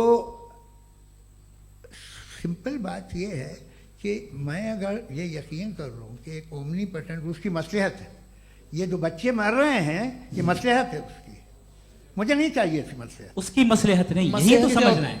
मतलब एक्सपीरियंस। अच्छा, इस आपने अभी मेरी बात पूरी सुनी नहीं। मैंने कहा आपका पूरा आर्ग्यूमेंट दो फॉल्स असम्पशंस पर है। एक फॉल्स असम्पशन मैंने बता दिया, दूसरा फॉल्स असम्पशन ये है कि इस दुनिया में इविल के होने का कोई गुड रीजन नहीं है, जबकि हमारे पास बाज रीजंस मौजूद हैं, हमारे पास बाज वजूहात मौजूद हैं। अगर इस दुनिया में इविल ना हो तो आप गुड को डिफाइन कैसे करेंगे? अगर जुल्म ना हो आप इंसाफ को समझेंगे कैसे? अगर तारीकी ना हो तो आप लाइट को समझेंगे कैसे? बहुत अच्छे। अभी और सुन लें, अभी और बाकी है। ये तो बात बहुत पसंद आई साहब मुझे, कि जब तक रेप ना हो तब तक औरतों की इज्जत का ख्याल आपने मेरा जवाब पूरा सुना ही नहीं। जब तक के बच्चों का कत्ल ना किया जाए तब तक आपको बच्चों की मासूमियत की इज्जत। आपने पूरा जवाब सुना ही क्या बात है, क्या आपने नुक्ता निकाला? आपने पूरा जवाब सुना ही नहीं। आप सुन लें, मेरी बात सुन लें। ये मैंने आपको एक चीज बताई। दूसरी चीज, इस दुनिया में हम आए हैं टेस्ट के लिए, हमारा टेस्ट हो रहा है और हर इंसान का अलग अलग अंदाज में टेस्ट होता है। और इस दुनिया में अगर इविल मौजूद है तो वो इविल जरिया है हमारे अंदर ह्यूमन नोबल क्वालिटीज को डेवलप करने का और अलग अलग फील्ड में प्रोग्रेस करने का। और अगर हमारे अंदर और इस दुनिया में इविल नहीं होता तो बताइए टेस्ट का मतलब क्या होता? अगर मैं अपने स्टूडेंट को एमसीक्यूज दूं और उसमें सिर्फ राइट आंसर लिख कर दे दूं और कहूं तुम्हारा टेस्ट हो गया, ये मीनिंगलेस है। इस दुनिया में अगर हम टेस्ट के लिए आए हैं तो जाहिर है गुड एंड इविल दोनों मौजूद है। तो अगर गुड एंड इविल दोनों मौजूद है तो ये इविल भी खुदा का बनाया हुआ है? जी हाँ, खुदा का बनाया हुआ है। लेकिन अच्छा, चलो अच्छी बात। जी बिल्कुल, तो बिल्कुल खुदा ने बनाया। अभी तो ये है कि जो मेजॉरिटी है दुनिया में वो इविल है, तो ये खुदा एक्चुअली इविल के साइड पे लग रहा है मुझे। बिल्कुल भी नहीं, मैं बताता हूं। मेजॉरिटी में तो वो है। क्या बात कर रहे हैं भाई आप? मैं बहुत कोई भी जो मुंसिफ होगा, चाहे आपका अपना घर हो जिसके आप सबसे बड़े हैं, चाहे आपकी ऑर्गेनाइजेशन हो जो आप चलाते हैं, वहां पर आप इविल रखेंगे साबित करने को कि बाकी लोग शरीफ हैं? मेरी बात सुन क्या ये आर्ग्यूमेंट ही गलत है? अगर कि जब तक के कोई इविल नहीं होगा तब तक के शरीफ आदमी शरीफ नहीं लगेगा। अगर एग्जामिनर गलत ऑप्शन दे रहा है तो एग्जामिनर इविल नहीं हो गया, जो गलत ऑप्शन को सेलेक्ट कर रहा है वो फेल होगा। क्रिएटर ने इविल को बनाया है लेकिन वो इविल नहीं है। अच्छा सुनिए मेरी बात, हाँ। Let me complete sir. जी जी। क्रिएटर ने इविल को बनाया है टेस्ट के लिए, वो इविल नहीं है। इविल वो होगा जो उसे इख्तियार करेगा। छुरी को बनाने वाला गलत नहीं होता है, छुरी का गलत इस्तेमाल करने वाला गलत होता है। रेप को कैसे गलत इस्तेमाल करते हैं? रेप इंसान के फ्री विल का नतीजा है। ये रेप कैसे गलत इस्तेमाल होता है? ये मुझे अब सुन लें, अब सुन लें। गलत इस्तेमाल होता है। हाँ मैं बता रहा हूँ ना, कैसे गलत? मैं बता रहा हूँ जी। कि जो इविल इस दुनिया में मौजूद है उसके कई सारे तरीके हैं। एक तरीका इंसान का अपना फ्री विल है। अब अगर कोई रेपिस्ट रेप कर रहा है तो इसका गॉड का कसूर नहीं है, वो अपने फ्री विल का गलत इस्तेमाल कर रहा है, उसको सजा मिलनी चाहिए। अच्छा। और उसी के लिए जहन्नम बनाई गई है। ये फ्री विल का भी बड़ा चक्कर। आप जब कोई बुरा काम करते हैं या कोई बुराई होती है तो ये कहा जाता है कि ये फ्री विल है।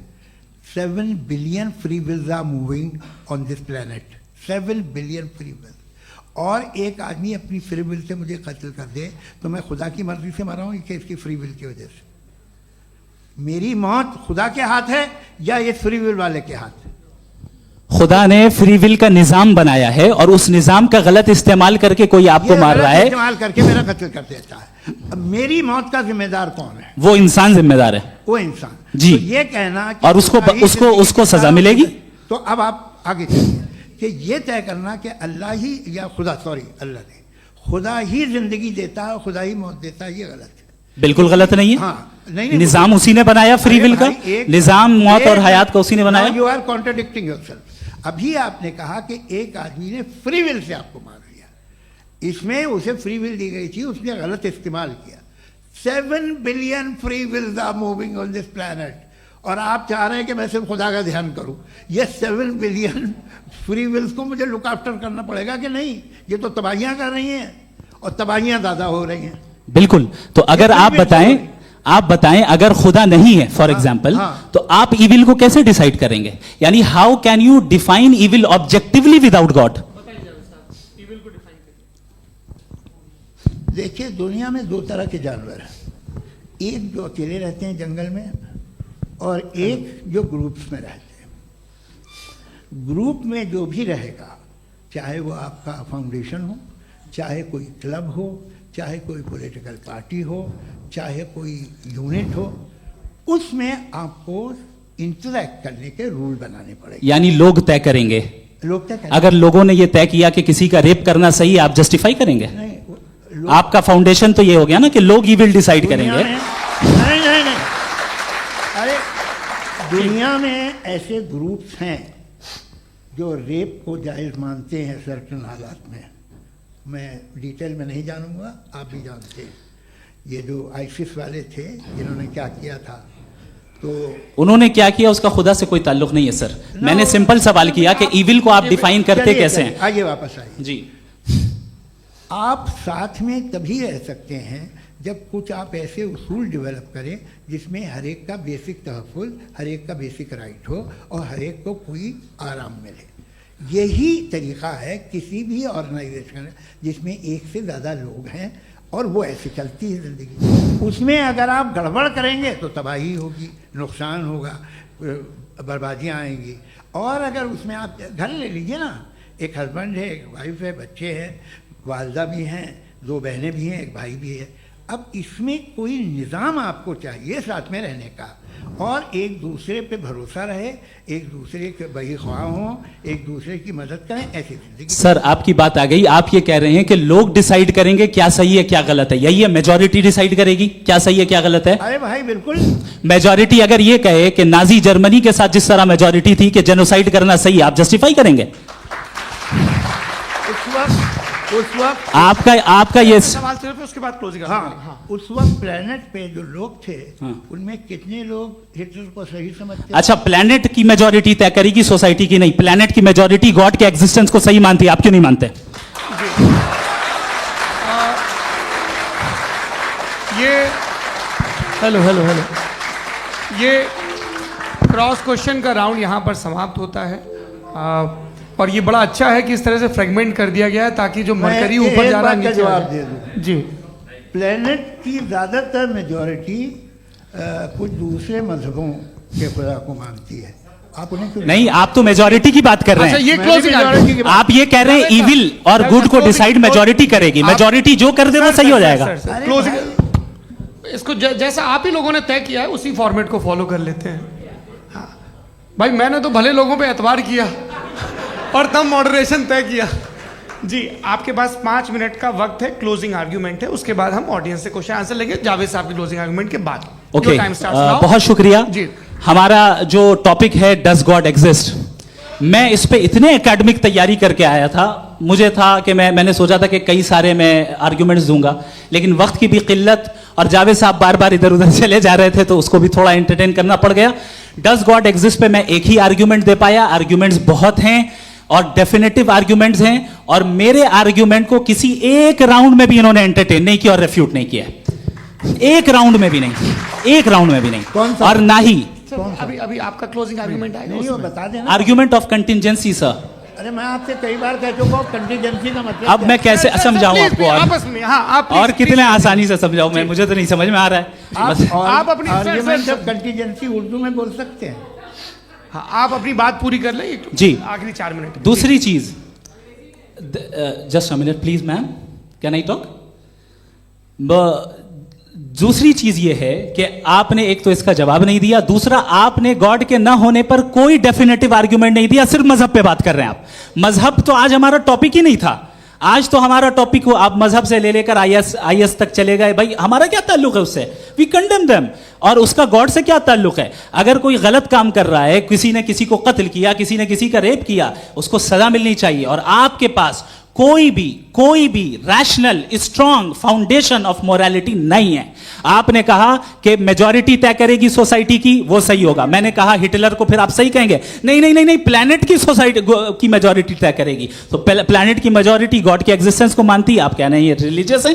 तो यानी आपके पास कोई स्ट्रॉन्ग फाउंडेशन नहीं है ऑब्जेक्टिव मोरालिटी का। ऑब्जेक्टिव मोरालिटी का अगर कोई फाउंडेशन है तो वो सिर्फ गॉड है, गॉड है, गॉड है। थैंक यू जी, ये मुफ्ती शमाइल नदवी साहब का क्लोजिंग आर्ग्यूमेंट था। अब हमारे पास जी, मैं जी ये बड़ा अच्छा है कि दोनों लोगों को मॉडरेटर से शिकायत भी और बोल रहे हैं भाई हमारी शाबाशी भी तो करते चलो। अब मेरी बात जी, नहीं समझ में। आपके पास जावेद अख्तर साहब 5 मिनट का वक्त है, ये आपका क्लोजिंग आर्ग्यूमेंट है, टाइम रीसेट कर दें। जी देखिए, बहुत सारी बातें हैं। गॉड का डेफिनेशन दुनिया के किसी भी रिलीजन में है कि वो ओमनीपोटेंट है, ओमनीप्रेजेंट है, he is just, he is kind, he loves you and so on. मैं जब दुनिया देखता हूँ तो मुझे कोई ऐसा सुप्रीम पावर यहाँ दिखाई नहीं देती है जो इंसान की बहबूदी के लिए कुछ कर रही हो, कमज़ोर को बचा रही हो, मदद कर रही हो, जालिम को पीछे हटा रही हो। मैं नहीं देखा, तारीख़ में नहीं। एक तो अगर है और ये देख रहा है तमाशा, तो उसका होना न होना बराबर है।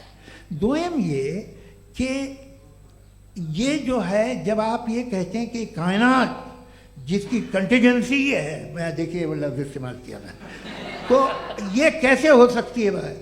और फौरन आप सरेंडर कर देते हैं कि जाहिर है कि इसका बनाने वाला तो इससे 10,000 गुना ज़्यादा कॉम्प्लिकेटेड होगा। उस पर आपके होने पे कोई इतराज़ नहीं है। उसे वो टाइमलेस है, वो पहले से था, टाइम तो बहुत बाद में आया। ये सब आप मानने को तैयार है, जिसका आपके पास कोई सबूत नहीं, आपके पास कोई रीज़न नहीं है। आपकी तारीख क्या है मज़हबों की? बिलीफ की, जो खुदाओं का बिलीफ है, ये कॉन्स्टेंटली गलत साबित होता रहा है। मतलब आप कहें कि अरिस्टोटल के ज़माने में तो सब जाहिल थे, वो भी इतने ही यकीन से खुदा पे यकीन रखते थे, जो अब नहीं रहा। ये भी नहीं रहेगा, आप लिख लीजिए। और इसके आसार आपको दुनिया में दिखाई देना शुरू हो चुके हैं। ये बहस क्या आज से 100 साल पहले इस तरह हो सकती थी? यहाँ तक तो आपको हम ले आए हैं। तो सर अरे इनको मदद की ज़रूरत नहीं भाई, ये सेल्फ सफिशिएंट आदमी है, आप क्यों इनकी मदद कर रहे हैं? Sir please please. तो ये जो है तमाम बातें अपनी जगह हैं। ये एक पैकेज है। आप अकेले, कोई आदमी ऐसा नहीं जो सिर्फ गॉड को मानता हो, उसके साथ बहुत पैराफर्नेलिया आता है, अलग अलग पैराफर्नेलियाज आते हैं। They are only, they have always created chaos in the society. मैं तो आपको सीधा ऑफर देता हूँ कि दुनिया में 10 इम्पॉर्टेंट बिलीव्स हैं। आप एक मानते हैं, 9 नहीं मानते, 9 में आप एथियस्ट हैं, 9 को आप बिल्कुल रीजनेबली मेरी तरह देखते हैं। तो 90 मजहबी आदमी भी 90% एथियस्ट है। वो दूसरे खुदा नहीं मानता, एक खुदा मानता है, अपना वाला, बाकियों को कहता है गलत है। अगर आप मानना ही बंद कर दे तो आपका 10% चांस है कि आप सही हैं और 90% चांस है कि आप गलत हैं। मेरा मशवरा है, आप मानना छोड़ दिए तो 50% चांस होगा कि आप सही हैं और 50% चांस होगा, 40% आप गेन करेंगे बाय बिकमिंग एथियस्ट।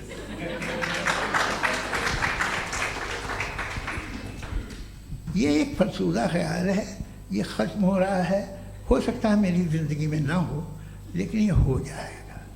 जो बातें ये इनको आप मेटाफिज़िकल ये वो ऐसे रिस्पेक्टेबल टर्म दे दिए, ये तो उन लोग के हैं जिन्हें ना फिज़िक्स मालूम थी ना मेटा मालूम था, ये उन्होंने आपको दिए हैं।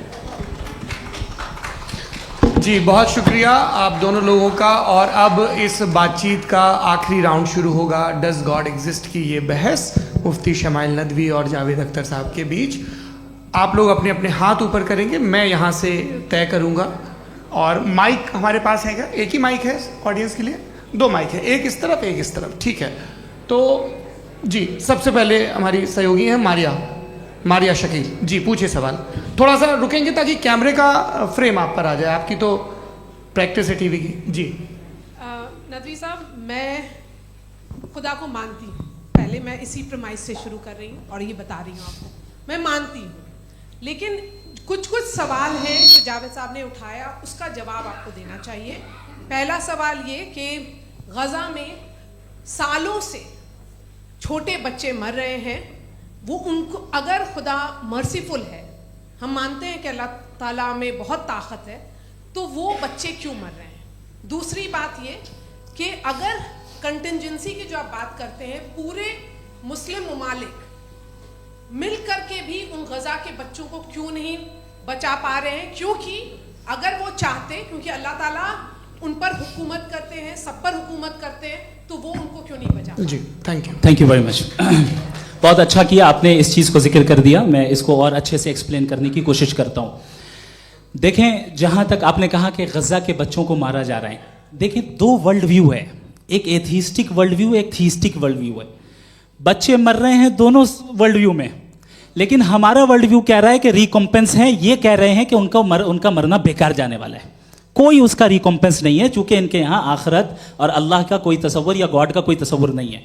आपने ये सवाल किया कि गॉड मर्सीफुल है, क्यों नहीं रोकता? ये मैंने बताया कि ये मिसकंसेप्शन है लोगों के दरमियान कि गॉड को सिर्फ मर्सीफुल और ओमनीपोटेंट समझते हैं। गॉड के सिर्फ यही 2 एट्रीब्यूट्स नहीं हैं, गॉड के कई सारे एट्रीब्यूट्स हैं, उनमें से अल हकीम भी है, उनमें से ऑल वाइज भी है, ऑल नोइंग भी है। लिहाजा अगर इस दुनिया में किसी को तकलीफ आ रही है और गॉड उसको नहीं रोक रहा है, वो इसलिए नहीं रोक रहा है चूंकि इंसानों को फ्री विल दिया गया है। ठीक इसी तरीके से अगर एक डॉक्टर किसी छोटे बच्चे को इंजेक्शन लगा रहा है, उसे तकलीफ पहुंच रही है, उसके लिमिटेड पर्सपेक्टिव के एतबार से यह गलत हो रहा है और डॉक्टर बुरा है। लेकिन जब आप ब्रॉडर पिक्चर को देखेंगी, आपके और हमारे पास सिर्फ एक पिक्सल है, हमें इतना नजर आ रहा है कि गजा में कत्ल हो रहा है, लेकिन इसके पीछे कितना रिकॉम्पेंस उनको मिलने वाला है, पूरा पिक्चर गॉड के पास है। तो एक पिक्सल से आप पूरे पिक्चर को कभी भी जज नहीं कर सकती। आप इसमें कुछ जोड़ना चाहेंगे? आपको कुछ बोलना है इसमें? भैया आपने बहुत अच्छा जस्टिफिकेशन दिया। या आप वो जो वहाँ के प्राइम मिनिस्टर इजराइल के उन्हें भेजिए, वो बहुत खुश होंगे। आप जस्टिफिकेशन दे देना कि अगर गॉड नहीं है तो बच्चे क्यों मर रहे हैं, आप बताएं। वो ये सवाल पूछ रहे हैं कि अगर आप ईश्वर का अस्तित्व नहीं मानते हैं तो उन बच्चों की मौत को आप कैसे इंटरप्रेट करते हैं? भाई ये दुनिया जो है, जो ताकतवर लोग होते हैं वो एक नाइंसाफ़ी करते हैं। तो ये अच्छा काम है आपके नजदीक, तो नेचर नाइंसाफ़ी पे मबनी है। अरे मेरे भाई, आप नेचर की कहाँ बात कर रहे हैं, तो इंसान की बात जी, कर। तो फिर जब मैं इंसान की बात कर रहा था, आप नेचर की बात करने लग गए। क्रॉस एग्जामिनेशन नहीं। हाँ, अब आप मुझे बोलने नहीं देंगे तो अलग बात है, आप बोलिए, मुझे कोई जल्दी नहीं। जी नहीं, ये क्रॉस एग्जामिनेशन है। मुझे बोल तो लेने दीजिए। जी बोलिए। ठीक है। बात ये है कि ह्यूमन सोसाइटी तभी साथ में रह सकती है जब वो मोहब्बत से, एकता से, एक दूसरे के एहतराम करके रहे। इसके अलावा पॉसिबल नहीं है, अकेले तो इंसान रह नहीं सकता। वहाँ पर कुछ लोग हैं जो फाउल करते हैं, वो फाउल हम हमेशा से तारीख में होता आया है। आज ये हो रहा है, जो हो रहा है बहुत बुरा हो रहा है, बहुत जालिमाना है, बहुत जाबराना है। उसको आप कहें कि ये बच्चों को कॉम्पनसेशन मिल जाएगा या इसकी इंजेक्शन है, इंजेक्शन तो हेल्थ के लिए दिया जाता है। आप ये कह रहे हैं कि ये बच्चों की जो धज्जियां उड़ रही हैं ये इंजेक्शन है, ये टेस्ट है, ये टेस्ट है और उस टेस्ट में उनको ऐसा रिकॉम्पेंस मिलेगा जो आपके तसव्वुर के बाहर है। ये आप 3 बरस के बच्चे को बारूद से उड़ा के टेस्ट ले रहे हैं। वाह, वो नहीं ले रहा है, खुदा नहीं उड़ा रहा है, इजराइल उड़ा रहा है। जी, ये तो उसको कंडेम अगला सवाल लेते हैं प्रोफेसर पुरुषोत्तम अग्रवाल। मुफ्ती साहब, एक निवेदन आपसे है कि कम से कम थोड़ा सा माइक क्लोज एक रिलीजियस और फिलोसफिकल कर मैं प्लीज। एक रिलीजियस और फिलोसफिकल ट्रेडिशन है जो ब्रह्मांड को यानी यूनिवर्स को ही अंतिम मानती है। सर्वम खलु इदम ब्रह्मम, this is Chandogya Upanishad, and it completely rules out the existence और नेसेसिटी, आपके शब्दों में necessity of a creator. The creation itself is the creator. तो एक मिनट प्लीज। दूसरा जो सवाल आपने अभी जो आप बार बार कह रहे हैं कि भगवान विद्वान भी है, वाइज, सब जानने वाला, तो अगर विजडम में दुनिया भर के पापों और अत्याचारों को बर्दाश्त करना शामिल है, तो फिर इसका मतलब ये हुआ कि अगर मैं फ्री विल से उसको अपोज करता हूं तो ईश्वर की विजडम और मेरी फ्री विल में कॉन्ट्राडिक्शन है। Because when I am opposing whatever is happening in Gaza, then I am opposing the God's will और गॉड्स विजडम। जवाब लेते हैं क्योंकि तो गॉड की विजडम में, एक मिनट सर प्लीज सर, ये एक जुमला, गॉड की विजडम है कि गाजा में जो कुछ हो रहा है वो हो रहा है, मैं उसको अपोज कर रहा हूं, तो मैं गॉड की विजडम के खिलाफ जा रहा हूं। एक सवाल। दूसरा ये नहीं, आपने दो ऑलरेडी।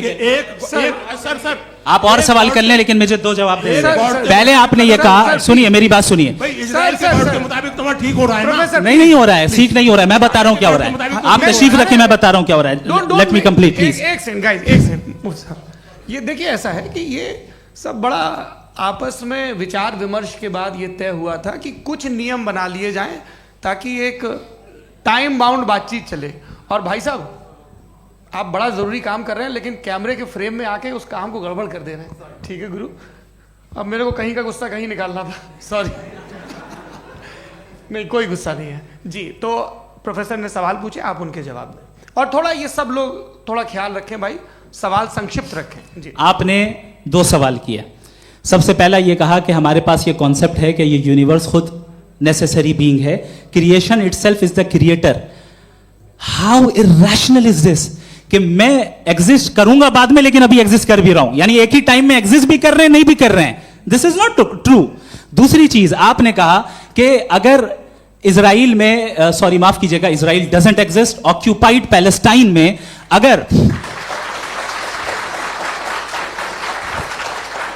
अगर ऑक्यूपाइड पैलेस्टाइन में बच्चों को मारा जा रहा है फ्री विल की वजह से और गॉड नहीं रोक रहा, ये कॉन्ट्रडिक्शन है। ये बताइए कि एक एग्जाम में एक बच्चा गलत आंसर लिख रहा है, सुनिए, एग्जामिनर चाहे तो रोक सकता है, क्यों नहीं रोक रहा है? ये कॉन्ट्रडिक्शन है, ये कॉन्ट्रडिक्शन नहीं है। माइक नहीं सर, ये आपस में जी, ये क्या आपका सवाल? माइक दीजिए। फ्री विल दिया गया है टेस्ट के लिए, अकाउंटेबिलिटी के लिए। अगर फ्री विल नहीं होता तो आप कहते हैं हमें रोबोट बना दिया गया। नॉट मिसरिप्रेजेंट माय पोजीशन, आपकी जो भी पोजीशन, मैं अपनी फ्री विल के नाते, अपने ह्यूमन विजडम के नाते गाजा में हो रही अत्याचार का विरोध करता हूं। बिल्कुल करना चाहिए। आपके हिसाब से मैं गॉड की विजडम का विरोध कर रहा हूं? बिल्कुल नहीं, जो हो रहा है गॉड, बिल्कुल भी नहीं, बिल्कुल भी नहीं। उसका वहां पर गाजा में कत्ल होना ये इंसानों के गलत इस्तेमाल का नतीजा है, फ्री विल के इस्तेमाल का नतीजा है। गॉड इसका हुक्म नहीं देता, उससे रोकता है। यही तो मसला है ना, आपके लिए कॉन्सेप्ट क्लियर नहीं नहीं भाई, आपने तो बताया था इंजेक्शन लगाने से बच्चे को तकलीफ होती है, ये इंजेक्शन लगा। सर आप ऐसे रेटोरिक स्टेटमेंट दे तब तो कोई मसला नहीं समझते रहेंगे। This is a rhetoric statement, this is not a logical argument sir. I am sorry, I am sorry. आखिरी 30 मिनट बड़े मुश्किल होने वाले हैं जी। मुफ्ती साहब आगे बैठे हैं, इनको माइक दीजिए। हाँ तरुण, माइक आप अपने पास रखिए, आपको कैमरे का फ्रेम पता है जी। सबसे पहले दोनों को मुबारकबाद। एक सर अपना आप नाम बता दें। आप अमेरिका में शिकागो में रहते हैं, इतना मुझे याद है। बताया आपको, यासिर नदीम अलवाजदी मेरा नाम है। जावेद सर, आपसे क्वेश्चन है इन्फिनिट रिग्रेस के ताल्लुक से। एक हाइपोथेटिकल सिनेरियो है, मसलन अगर आप सर माइक थोड़ा सा प्लीज क्लोज रखिए जी। अगर आप शायर इसलिए हैं कि आपके कोई उस्ताद शायर थे, और वो इसलिए शायर थे कि उनके कोई उस्ताद शायर थे, और इसी तरीके से हम माजी में पीछे चलते चलते चले जाएं और कहीं ना रुके, तो माफ कीजिएगा आप कभी शायर नहीं हो सकते। लेकिन आप शायर हैं, आपका शायर एग्जिस्ट करता है, इसका मतलब ये है कि आप कहीं ना कहीं रुके हैं। तो मेरा सवाल ये है कि क्या आप इन्फिनिट रिग्रेस ऑफ कॉजेस को लॉजिकल फैलेसी मानते हैं या नहीं मानते? हाँ या ना? मैं इन्हें लॉजिकल फैलेसी नहीं मानता हूँ, लेकिन मेरा प्रॉब्लम यह है कि जब मैं नहीं मानता हूँ तो I will continue with this logic जो फैलेसी नहीं हो। आप एक जगह रुक जाते हैं जाके, आप कहते हैं ये गेंद कैसे बनी, ये जजीरा कैसे बना, ये समंदर कैसे बना, ये ज़मीन कैसे बनी, और अचानक गॉड पे जाके आपको ब्रेक लग जाता है। एक बार आप सवाल नहीं करते कि भाई इनको बनाने वाला तो इनसे भी कॉम्प्लिकेटेड होगा, वो कैसे बना, उसके बारे में आपने इत्मीनान कर लिया, वो हमेशा से है। तो अगर आप उसे हमेशा से मानते हैं तो फिर ये मान लीजिए कि कायनात हमेशा से है, क्या तकलीफ फिर हम वजूद में नहीं आते जी है? हम मौजूद नहीं। अच्छा सर क्यों नहीं हो मैं सकता? बताऊंगा, प्लीज प्लीज। जैसे मैंने मिसाल दी आपके शेर की। आपका शेर कभी वजूद में ना आता अगर शायर इसी तरह चलते रहते हमेशा। जी माइक मेरे ख्याल से एक सेकंड। इन्फिनिट रिग्रेस का कॉन्सेप्ट क्लियर नहीं हो जी। पाया, ऐसे रहने दें, लेट्स मूव ऑन सर। ठीक है, हाँ थोड़ा सा मॉडरेटर का भी ख्याल रखें। नहीं नहीं, आपने तो रखा है, आपने रखा है। यहाँ पे गौहर रजा साहब हैं, वो भी एक सवाल पूछना चाहते हैं। माइक यार नीचे से ऑन कर दिए, नीचे। पहले तो ये कह दूं कि मैं उन बच्चों से शर्मिंदा हूं जिनको गजा में कत्ल किया गया, क्योंकि हमारे होते हुए कत्ल किया गया। लेकिन उससे ज़्यादा शर्मिंदगी इस बात से हुई कि मुझे लगा कि मुफ्ती साहब उसको जस्टिफाई कर रहे हैं। बिल्कुल भी नहीं, आप बहुत ही गलत मुझे बात लगा कर- मैं गलत हो सकता हूं। बिल्कुल गलत मैं है। सवाल पूछ रहा हूं। सवाल मैं देखिए, सवाल अगर पूछ रहा हूं। एक मैं सेकंड, जावेद भाई गौर से साहब, एक डिसएग्री सेकंड, करता गौर साहब, हूं। एक सेकंड देखिए, अगर देखिए ऐसा एक सेकंड आप सर वेट, अरे आप कुछ मेरे पहले मुझे अपनी बात कह लेने दीजिए। अगर ऑडियंस तय करेगी तो फिर मॉडरेटर का मतलब नहीं। मेरा आप सबसे ये कहना है, ये बहस दो लोगों के बीच में है, एक तरफ मुफ्ती साहब, एक तरफ जावेद साहब। पिछले 1.5 घंटे से ये लोग अपने अपने तर्क रख रहे हैं। आपकी इनसे इत्तेफाकी हो सकती है, ना इत्तेफाकी हो सकती है। मेरे उस्ताद मुझे सिखा गए हैं कि मुखामुखम में असहमति की गुंजाइश बची रहनी चाहिए।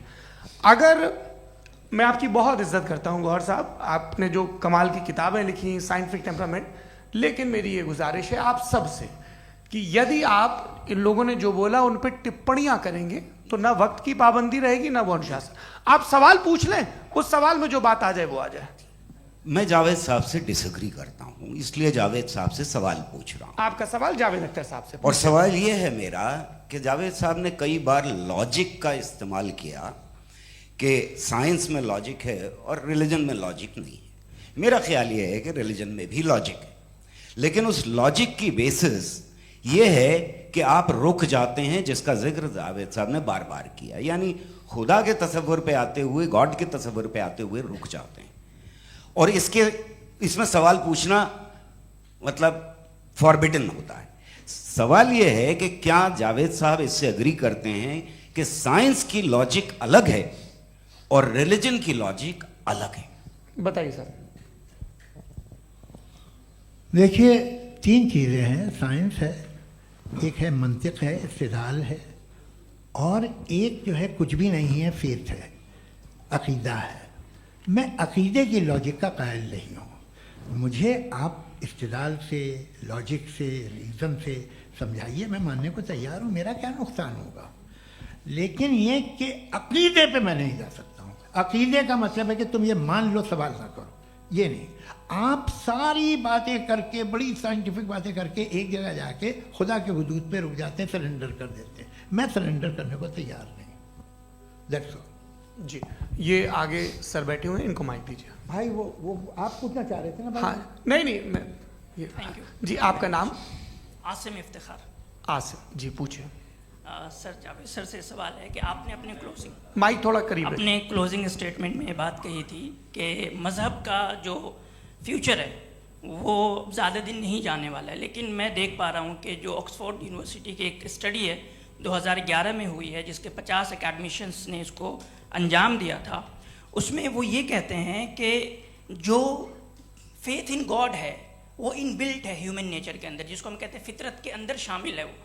और वो ये कहते हैं कि अगर कोई ये समझता है कि मज़हब को वो ख़त्म कर देगा तो ये उसकी गलत फहमी है। तो आप इसके बारे में, इस स्टडीज़ के बारे में क्या कहते हैं? ठीक है, मैं उनसे एग्री नहीं करता हूँ। वो कौन से प्रोफेसर होंगे, ऐसा उनके क्या पास डेटा है, इन्होंने मैं- डेटा के बेस पे- होगा डेटा क्या हो सकता है? फ्यूचर का डेटा तो नहीं हो सकता ना उनके पास, प्रेजेंट का डेटा हो सकता है। डेटा आपने सुना 100 साल पहले का बाद का डेटा? मैंने तो नहीं सुना आज तक।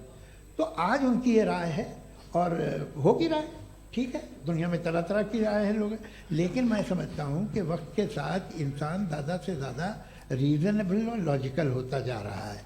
आज आप देखिए वेस्टर्न यूरोप में क्या परसेंटेज है नॉन बिलीवर्स की, बहुत हाई, वहाँ चर्च खाली पड़े होते हैं। तो अल्टीमेटली तो इंसान कोई ऐसी बात बहुत अरसे तक नहीं मान सकेगा, चाहे गलत या सही, जो उसे उसके दिमाग को, उसके जहन को, उसके लॉजिक को अपील न करे। वो कह रहे हैं तो ऑक्सफोर्ड के होंगे तो कैम्ब्रिज के होंगे, तो मुझे क्या लेना देना, उनका डेटा मुस्तकबिल का नहीं हो सकता है। जी दीपक, हाँ पूछिए। मैं आऊँगा, अभी पीछे की साइड भी आऊँगा, माइक वहीं भेजूंगा 2-3 साल के लिए। जी जावेद साहब, आपसे सवाल है। नमस्ते। अरे भाई सर, अगर आप ही लोग को तय करना है तो फिर 200 लोग तय कर लें। ये एक साथ पूछ नहीं रहे सर, हैं। Please don't do this sir, everybody has a right sir, but we can only take Okay. Selected questions. No no sir अरे ये भाई, यंग लोग भी आराम हैं से। तो इनकी ये एक अब बात उतने यंग, सुनिए। भाई आप यंग हैं कि नहीं हैं? एक मिनट, वो कह रहे हैं वो भी आएंगे, यंग हैं पूछ रहे हैं ना साहब, भाई। आप उनकी नौजवानी पर दावा उनको ही करने थे। हाँ मुफ्ती साहब आप यंग, हाँ पूछे। अरे भैया सर, मेरा सवाल ये है। कुछ इनसे भी तो पूछो। जी हाँ, नहीं, बस आपसे एक सवाल है। जैसे थीस्टों के पास अपने जो ईश्वर को मानते हैं, उनके पास अपने सोशल गेट टुगेदर्स हैं। 5 रोज़ आज क्रिसमस आने वाला है, होली है, दिवाली है, ईद है। एथिस्ट क्या ऑफर कर रहे हैं? मतलब मैं इनकी दुकान से बोलूं, मैं आना चाहता हूं उस तरफ, पर मैं अट्रैक्ट नहीं हो पा रहा हूं। मैं सोशल गेट टुगेदर्स क्या है आपके पास? वो ये कह रहे हैं कि जो धार्मिक लोग हैं, अलग अलग धर्म के लोग, उनके उत्सव त्योहार वही कॉन्ग्रेगेशन की बहुत बात। हैं। अब आपको मैं एक सुनाता हूँ, यहाँ हिस्टोरियन भी बैठे हैं। मृदुला जी आप बताइएगा सही है क्या? ये एक कॉन्स्टेंटाइन, एक ग्रीक रोमन बादशाह था, जो क्रिश्चियनिटी आने के 400 साल बाद उसने डिसाइड किया कि मैं क्रिश्चियन हो जाऊंगा, मेरी पूरी स्टेट कैंसिल हो जाएगी। उस ज़माने में ऐसे ही होता था, राजा जो धर्म इख्तियार करता था वो जनता भी कर लेती थी, इसलिए कि वो हो गया था बैंकरप्ट, और उसे जो मेडिटेरियन कोस्ट के रिच क्रिश्चियन वो थे मर्चेंट, उससे पैसा चाहिए था। तो उसने कहा यार क्रिश्चियन हो जाओ।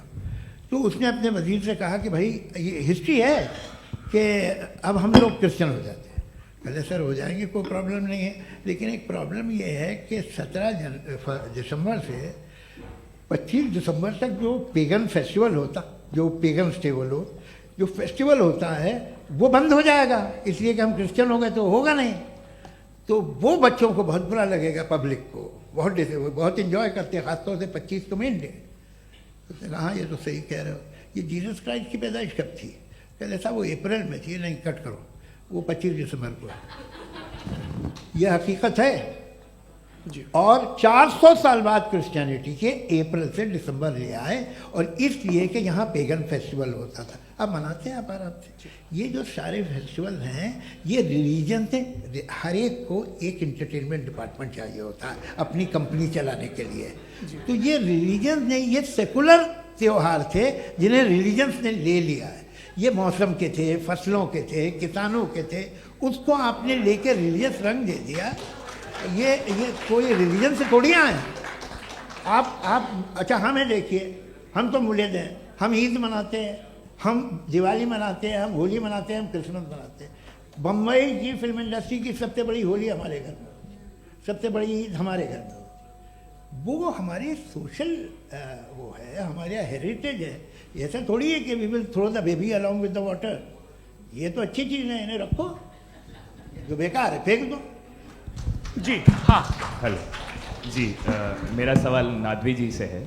जैसा कि आपने बोला कि गॉड टाइम के भी परे हैं, और गॉड इतनी कॉम्प्लेक्स चीज़ है कि उसे ह्यूमन माइंड समझ नहीं सकता, और गॉड ने अर्थ पे फ्री विल भी दे दी है।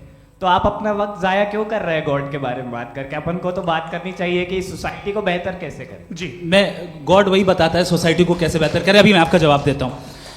आपने कहा कि टाइम पे वो एग्जिस्ट नहीं करता, मेरा सवाल ये है कि जैसा आपने बोला कि गॉड बहुत ही कॉम्प्लेक्स चीज है, मैंने कहा ही नहीं कि कॉम्प्लेक्स है, तो आपके अल्फाज हैं। कॉम्प्लेक्स का लफ्ज गॉड के लिए सुइटेबल नहीं है। क्यों? क्योंकि कॉम्प्लेक्स वो चीजें होती हैं जो ऑब्जेक्ट हो। God is not an object जिसको आप इंस्ट्रूमेंट के जरिए लेबोरेटरी में जाके टेस्ट करें, oh it's very complex. No, वो कोई कार का इंजन नहीं है। मेरा वो सवाल फिलोसॉफिकली नेसेसरी बीइंग ऐसी बीइंग है जो सिंपल बीइंग है। हाँ, आप उसको मुकम्मल तौर पे उसकी तमाम हिकमतों को जान ले और हर चीज को जान ले, ये पॉसिबल नहीं है, क्योंकि वो ऑल वाइज है, आप ऑल वाइज नहीं है, और वो खुदा है, वो आपको सारी चीजें बता दे, ये जरूरी नहीं। मेरा सवाल ये नहीं था, मेरा सवाल ये था कि जब गॉड इतना परे है इस दुनिया से कि उसने अर्थ पे फ्री विल भी दी है, हम सब ह्यूमंस की फ्री विल है, और जो सोसाइटी में हो रहा है वो अपन लोग डिसाइड करेंगे, तो God अपन के लोग बारे में डिसाइड नहीं बात करेंगे करने ना, अपन लोग डिसाइड नहीं करेंगे।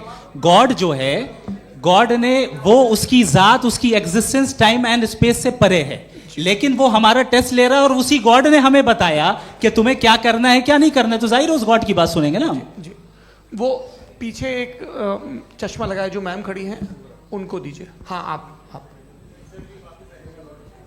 जी जी बिल्कुल आएंगे। देखिए मैं कोशिश कर रहा हूँ सब तरफ जाने की। हाँ, उनको दीजिए माइक। जी, हेलो सर, मैं ओमनी प्रेजेंट नहीं हूँ, टाइम पाबंद हूँ और जहां तक कोशिश कर सकता हूँ करूंगा। जी, अपना नाम बताइए। मेरा नाम उर्सुला है, मैं दिल्ली यूनिवर्सिटी की एक स्टूडेंट हूँ और मैं स्टूडेंट फेडरेशन ऑफ इंडिया से हूँ। मेरा सवाल मुफ्ती जी से है कि इस हॉल के इस कमरे में बैठ के हम लोग रेप की मोरालिटी के बारे में फिलोसफिकली बात तो कर सकते हैं, बट असलियत ये है कि रोज़मर्रा की ज़िंदगी में औरतें रेप के थ्रू गुजरती हैं, और हम लोग सिर्फ नंबर्स पे इस तरह नहीं देख सकते, क्योंकि कितनी औरतें हैं इन कंट्रीज़ में जहाँ पे आप बता रहे हैं कि केसेस कम हैं, जिनका एक्सेस है कि वो जाके केस फाइल कर सकें। कितनी औरतें हैं जो जिनको काम करने की आज़ादी है उन कंट्रीज़ में। यूरोप में ये आज़ादी आ गई, यूरोप में ये रूल्स आ गए, तो हम आज उसके बारे में बात कर पा रहे हैं। जी, जवाब।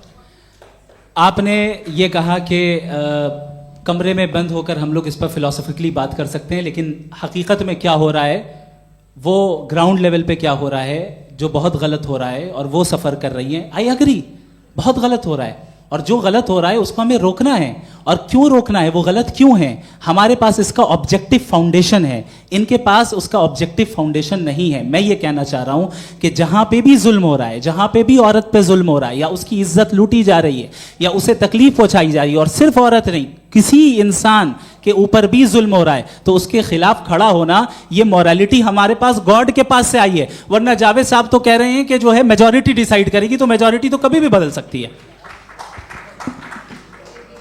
क्या आप हाँ। ये थोड़ी सी आपको गलतफहमी है। मैं अगर मेरे जुमले से ये मदना निकला या मैंने कहा, तो ये जुमला मैं वापस लेता हूँ, ये मेरा मतलब ही नहीं था कि मेजॉरिटी डिसाइड करेगी। मेजॉरिटी डिसाइड करे तो दुनिया में बड़ी, वैसे आपने कहा था ये जुमला। अच्छा, हो सकता है, मैं मान रहा हूँ, बाद में रिकैप कर लेंगे। अरे एक सेकंड, मैं अपनी एक्सप्लेनेशन देता हूँ। मुनासिब बात यह है कि हम सब के सब दिल में जानते हैं कि क्या अच्छा है क्या बुरा है, हमें पता है अच्छी तरह से। जो लोग बुरे काम करते हैं उन्हें भी मालूम अच्छा क्या है। यही तो सवाल था हजरत कि फिर ये मोरालिटी आई कहां से? Cross examination. हाँ जी, हाँ। मोरालिटी साथ रहने की डिजायर से आई है, यानी साथ रहकर जो कुछ कह दे, जो कुछ कर दे, वो हो जाएगा? नहीं नहीं, तो आप कायदे से रह ही कर सकते हैं जब तक लोगों में मोरालिटी हो, वरना क्यास हो जाएगा। ये आपको कैसे पता? जी, हमने देखा ना, जहाँ मोरालिटी का क्यास हो गया, हम देखते हैं। कहाँ पे देखते भाई? दुनिया में।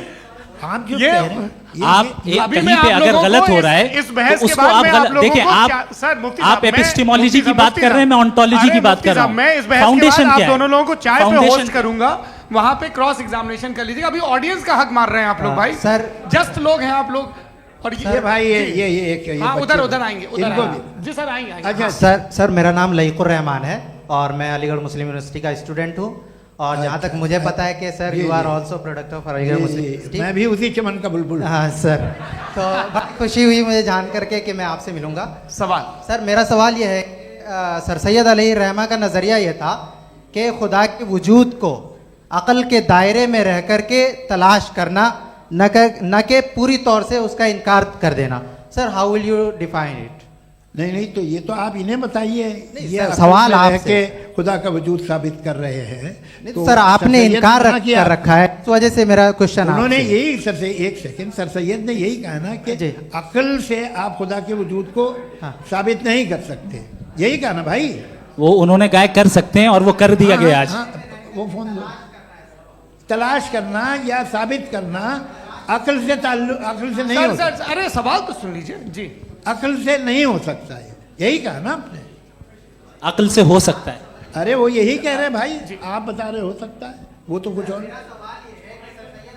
आप अगर सर देखो नौजवान फोन ले लो, वो इतनी कमाल की यूनिवर्सिटी है। अरे भाई दे दो उन्हें जरा, एक मिनट दे दो भाई, मेरी बात सुनो, नहीं, माइक मैं पे समझ- बोलो ताकि जो लाखों लोग देख रहे हैं माइक दे दो ना। अरे देंगे ना माइक, तुम ठहरो तो। हाँ सर, मेरा सवाल ये था कि सर सैयद अलैहिर्रहमा का एक नज़रिया था अपना कि खुदा का जो वजूद है उसको अक़ल के दायरे में रह करके तलाश करना है, न कि पूरे तौर से इनकार कर देना है। ये उनका कॉन्सेप्ट था। लेकिन मेरा सवाल ये है कि आप इसको कैसे डिफाइन करते हैं, एक्सप्लेन कैसे करेंगे, मैं आपसे जानना चाहता हूँ, क्योंकि you are the product of Aligarh Muslim University. मुझे अकल के दायरे में रख के मैंने बहुत तलाश की, मुझे मिला नहीं। हाँ ये इधर उधर वो चश्मा लगाए जो, हाँ उनको दे दीजिए। जी जी फटाफट पूछिए, बस 5 मिनट है, 5 मिनट में खत्म हो रहा है। हाँ अस्सलाम वालेकुम मुफ्ती साहब, एंड मेरा सवाल जावेद अख्तर साहब से। क्या नाम है आपका? अरे भैया सब मुझे तो पूछ रहे हो। हाँ, फैज पूछिए फैज साहब। तो मेरा सवाल ये है कि अभी जो एथियस्ट है वो problem of evil argument use कर रहे हैं अगेंस्ट मुस्लिम्स, राइट? कि इस दुनिया में इतना सारा इविल है और अगेंस्ट मुस्लिम तो यहाँ अगेंस्ट थियस्ट। हाँ थोड़ा सा करेक्ट कर लीजिए भाई, पूरी मशक्कत ही इसी बात की थी कि किसी एक मजहब पे बात ना टिके। जी, तो बेसिकली ये आर्गुमेंट ऐसा है कि इस दुनिया में इतना ज़्यादा ईवल एग्जिस्ट करता है और अगर एक ऑल गुड गॉड है तो वो रोकता क्यों नहीं है? लेकिन इस सवाल में एक हिडन अजम्पशन ये है कि इस दुनिया में ईवल एग्जिस्ट करता है। अब एथियस्ट ये कैसे ऑन्टोलॉजिकली प्रूव कर सकते हैं कि इस दुनिया में ईवल एग्जिस्ट करता है? मैं आपको बताता हूँ, थोड़ा सा समझा। नहीं सर, हम लोग इनको सुनिए। नहीं please don't do that. I want to explain ontologically. नहीं हम समझ गए सर, इनको अब जवाब देने दीजिए। अच्छा सवाल पूछ लो। मैं अभी तक क्या था वो मैं थोड़ा सा ऐड ऑन कर लेता हूँ। तुम गुरु, तो हम जब इसका राउंड 13 करेंगे ना तब तुमको स्टेज पे बिठाएंगे। जी तो हाँ जल्दी से। तो देखिए एथियज्म के हिसाब से सब कुछ रैंडमली बन गया है, सब कुछ एटम्स और मॉलिक्यूल्स है। एक पत्थर में और मुझ में सिर्फ इतना फर्क है कि हम लोग एटम्स और मॉलिक्यूल्स का अलग अलग रीअरेंजमेंट है। अब एक पत्थर को कोई इंसान तलवार से 2 टुकड़ों में काट दे या मुझे, according to atheism it is same, there is no evil and good according to atheism. जी अच्छा, फैज साहब का सवाल ये है कि हाँ कोशिश भी करते तो इससे गलत सवाल नहीं कर पाते। एक लाइफ फॉर्म है और लाइफ फॉर्म में फीलिंग्स हैं, मतलब लाइफ फॉर्म सुनता है, देखता है, टेस्ट कर सकता है, फील कर सकता है। तो उसकी जो ये जो क्वालिटी इस बबल में आ गई हैं, वो जानवर में भी है, इंसान में भी है। तो जाहिर है कि उसे कोई तकलीफ पहुंचेगी, तो चूंकि उसके पास वो सेंसिटिविटी है तो मैं करेगा। पत्थर में वो सेंसिटिविटी नहीं है। तो ये क्या सवाल हुआ कि अगर पत्थर को काटा तो पत्थर को तकलीफ नहीं होती, तो आपको काटे तो आपको क्यों तकलीफ हो? बैठ जाइए। जी हाँ अगला सवाल। हाँ पूछे जी जावेद अख्तर साहब। अरे भैया सब आप लोग मुफ्ती साहब को छोड़ रहे हैं, तो मेरे ही पीछे पड़े हैं क्या? फिर चलो बोलो भाई। You asked how God can exist when children die in Gaza. हाँ? You asked how God can exist when children die in Gaza, and you also mentioned the rise of atheism in Europe. But the same events also are leading many atheists and non-believers to turn towards faith. How do you interpret this contradiction, where suffering pushes some away from God, yet brings others closer to belief? आपको एक बात बताऊं, दुनिया perfect तो कहीं भी नहीं है, हर जगह कुछ खामियां हैं। बेटा एक मिनट, आप ही को कहेंगे, देखो वो तो कुछ खामियां, कमज़ोरियां, खराबियां सब जगह है। लेकिन अगर देखोगे ईमानदारी से कि दुनिया सबसे ज़्यादा महज़ब कहाँ है, एक आम शहरी को कहाँ हुकूक हासिल हैं, वो बोल सकता है, अपनी मर्ज़ी से काम कर सकता है, अपनी मर्ज़ी से राय दे सकता है, हुकूमत के ख़िलाफ़ बोल सकता है, बरसरे इक़्तिदार लोगों के बारे में बोल सकता है, सरमायादारों के ख़िलाफ़ बोल सकता है। तो आपको ये स्कैंडिनेवियन कंट्रीज़ में मिलेगा, वेस्टर्न यूरोप में मिलेगा। मैं नहीं कह रहा वो परफेक्ट है, बिल्कुल नहीं, वहाँ बहुत ख़राबियाँ भी हैं, परफेक्ट तो कोई। लेकिन जिन जिन मुल्कों में, लैटिन अमेरिका देखो, गल्फ़ देखो, वहाँ पर आपको ये ज़रूर है कि रेप नहीं होते होंगे। रेप की ज़रूरत क्या है भाई? उसको तो ख़रीद लो, घर में रखो, सड़क पर रेप करने की क्या ज़रूरत है? मगर सुनिए, मगर हकीकत ये है कि वहाँ शख्सी आज़ादी राय देने की, बोलने की नहीं है। जी ये एक आखिरी सवाल मुफ्ती साहब से। हाँ मैम, इनको माइक दीजिए। शुक्रिया। मेरा नाम मनीषा है, मैं हरियाणा से आई हूँ। मैं मुफ्ती साहब से एक बात पूछना चाहती हूँ। आप बार बार जावेद साहब को कॉन्ट्राडिक्ट तो कर रहे हैं कि आपने ये कहा, लेकिन आप भी अजम्पशंस के बेसिस पे बात कर रहे हैं। आपने खुदा के होने का कौन सा प्रूफ पेश किया है खुदा की एग्जिस्टेंस का? अब इस सवाल को अलग रहने दीजिए, कौन एथीस्ट है कौन नहीं है। और दूसरी बात जो आपने एक छोटी सी कही थी कि ये फ्री विल का इस्तेमाल करता है इंसान अपनी, लेकिन इस फ्री विल का इस्तेमाल में मतलब खुदा ने ये दे दी सबको ये इजाज़त कि वो कितना घिनौनापन और कितने ज़्यादा ख़राब से ख़राब तरीके इस्तेमाल कर सकते हैं। जवाब सुनते जी।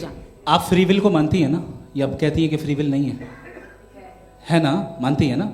तो अब आपके पास इसका कोई एक्सप्लेनेशन नहीं है कि अगर एक इंसान उस फ्री विल का इस्तेमाल करके गलत काम कर रहा है और बच के अच्छी ज़िंदगी गुजार के निकल जा रहा है, उसका कोई रिकम्पेंस नहीं है। हमारे वर्ल्ड व्यू में जो इंसान गलत काम कर रहा है उसको भी रिकम्पेंस यानी उसका बुरा बदला मिलना है, और जो सही काम कर रहा है उसको सही बदला मिलना है। लिहाजा जो फ्री विल है वो इस तरीके से है कि एक लिमिटेड टाइम तक खुदा ने मोहलत दी है। ऐसा नहीं कि छूट दे दी, जो करना है करते रहो हमेशा। वक्त आएगा जब एग्जाम का टाइम खत्म होगा तब रिजल्ट आएगा। दौराने एग्जाम जबरदस्ती आपको नहीं बताया जाएगा। अरे भाई एक सेकंड, जी एक सवाल मुफ्ती साहब से मेरा, मुफ्ती साहब से एक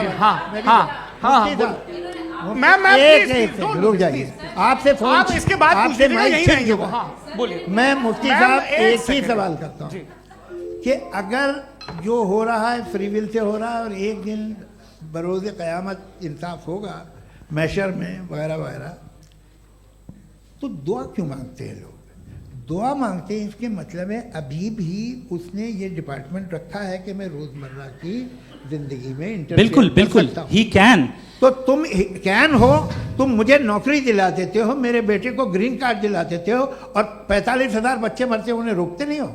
नहीं तो क्या आप ये कह रहे हैं कि इस दुनिया में जालिमों को कभी पकड़ ही नहीं होती है? अरे जो भी पकड़ होगी वो बच्चे रोते हैं। बिल्कुल, देखिए मैंने अपने ओपनिंग स्टेटमेंट में यही कहा था कि जनाब जावेद साहब सिर्फ इमोशनल आर्गुमेंट देंगे। This is an emotional argument. ये छोटे मोटे इसके पीछे का रीजन मैंने बताया क्या है, देखिए इसके पीछे का रीजन क्या है मैंने बताया। मंच से आप लोगों को सज्जनों इसलिए कह रहा हूं ताकि थोड़ा सा आपके कॉन्शियंस पे जोर रहे कि आपको ऑर्डर बचा के रखना है। वक्त तय हुआ था, ये वक्त पूरा हुआ, आपने इतने धैर्यपूर्वक सुना, मैं आप सबका बहुत बहुत शुक्रगुजार हूं। यदि इन दोनों विद्वानों की इच्छा होगी तो कभी हम इस बातचीत का राउंड 2, राउंड 3, यही तो देखिए खूबी है इंसान की कि बहस मुबाहसे में वो पड़ा रहता है। आप लोगों ने बड़े धैर्य का परिचय दिया, बहुत बहुत शुक्रिया। इसी के साथ ये बातचीत यहाँ पे समाप्त होती है। को मैं एक बात बता दूं, ये सारी बहस हो गई, अब मुफ्ती साहब और बड़े मुफ्ती साहब इन साथ के साथ मैं खाना खाने वाला हूँ।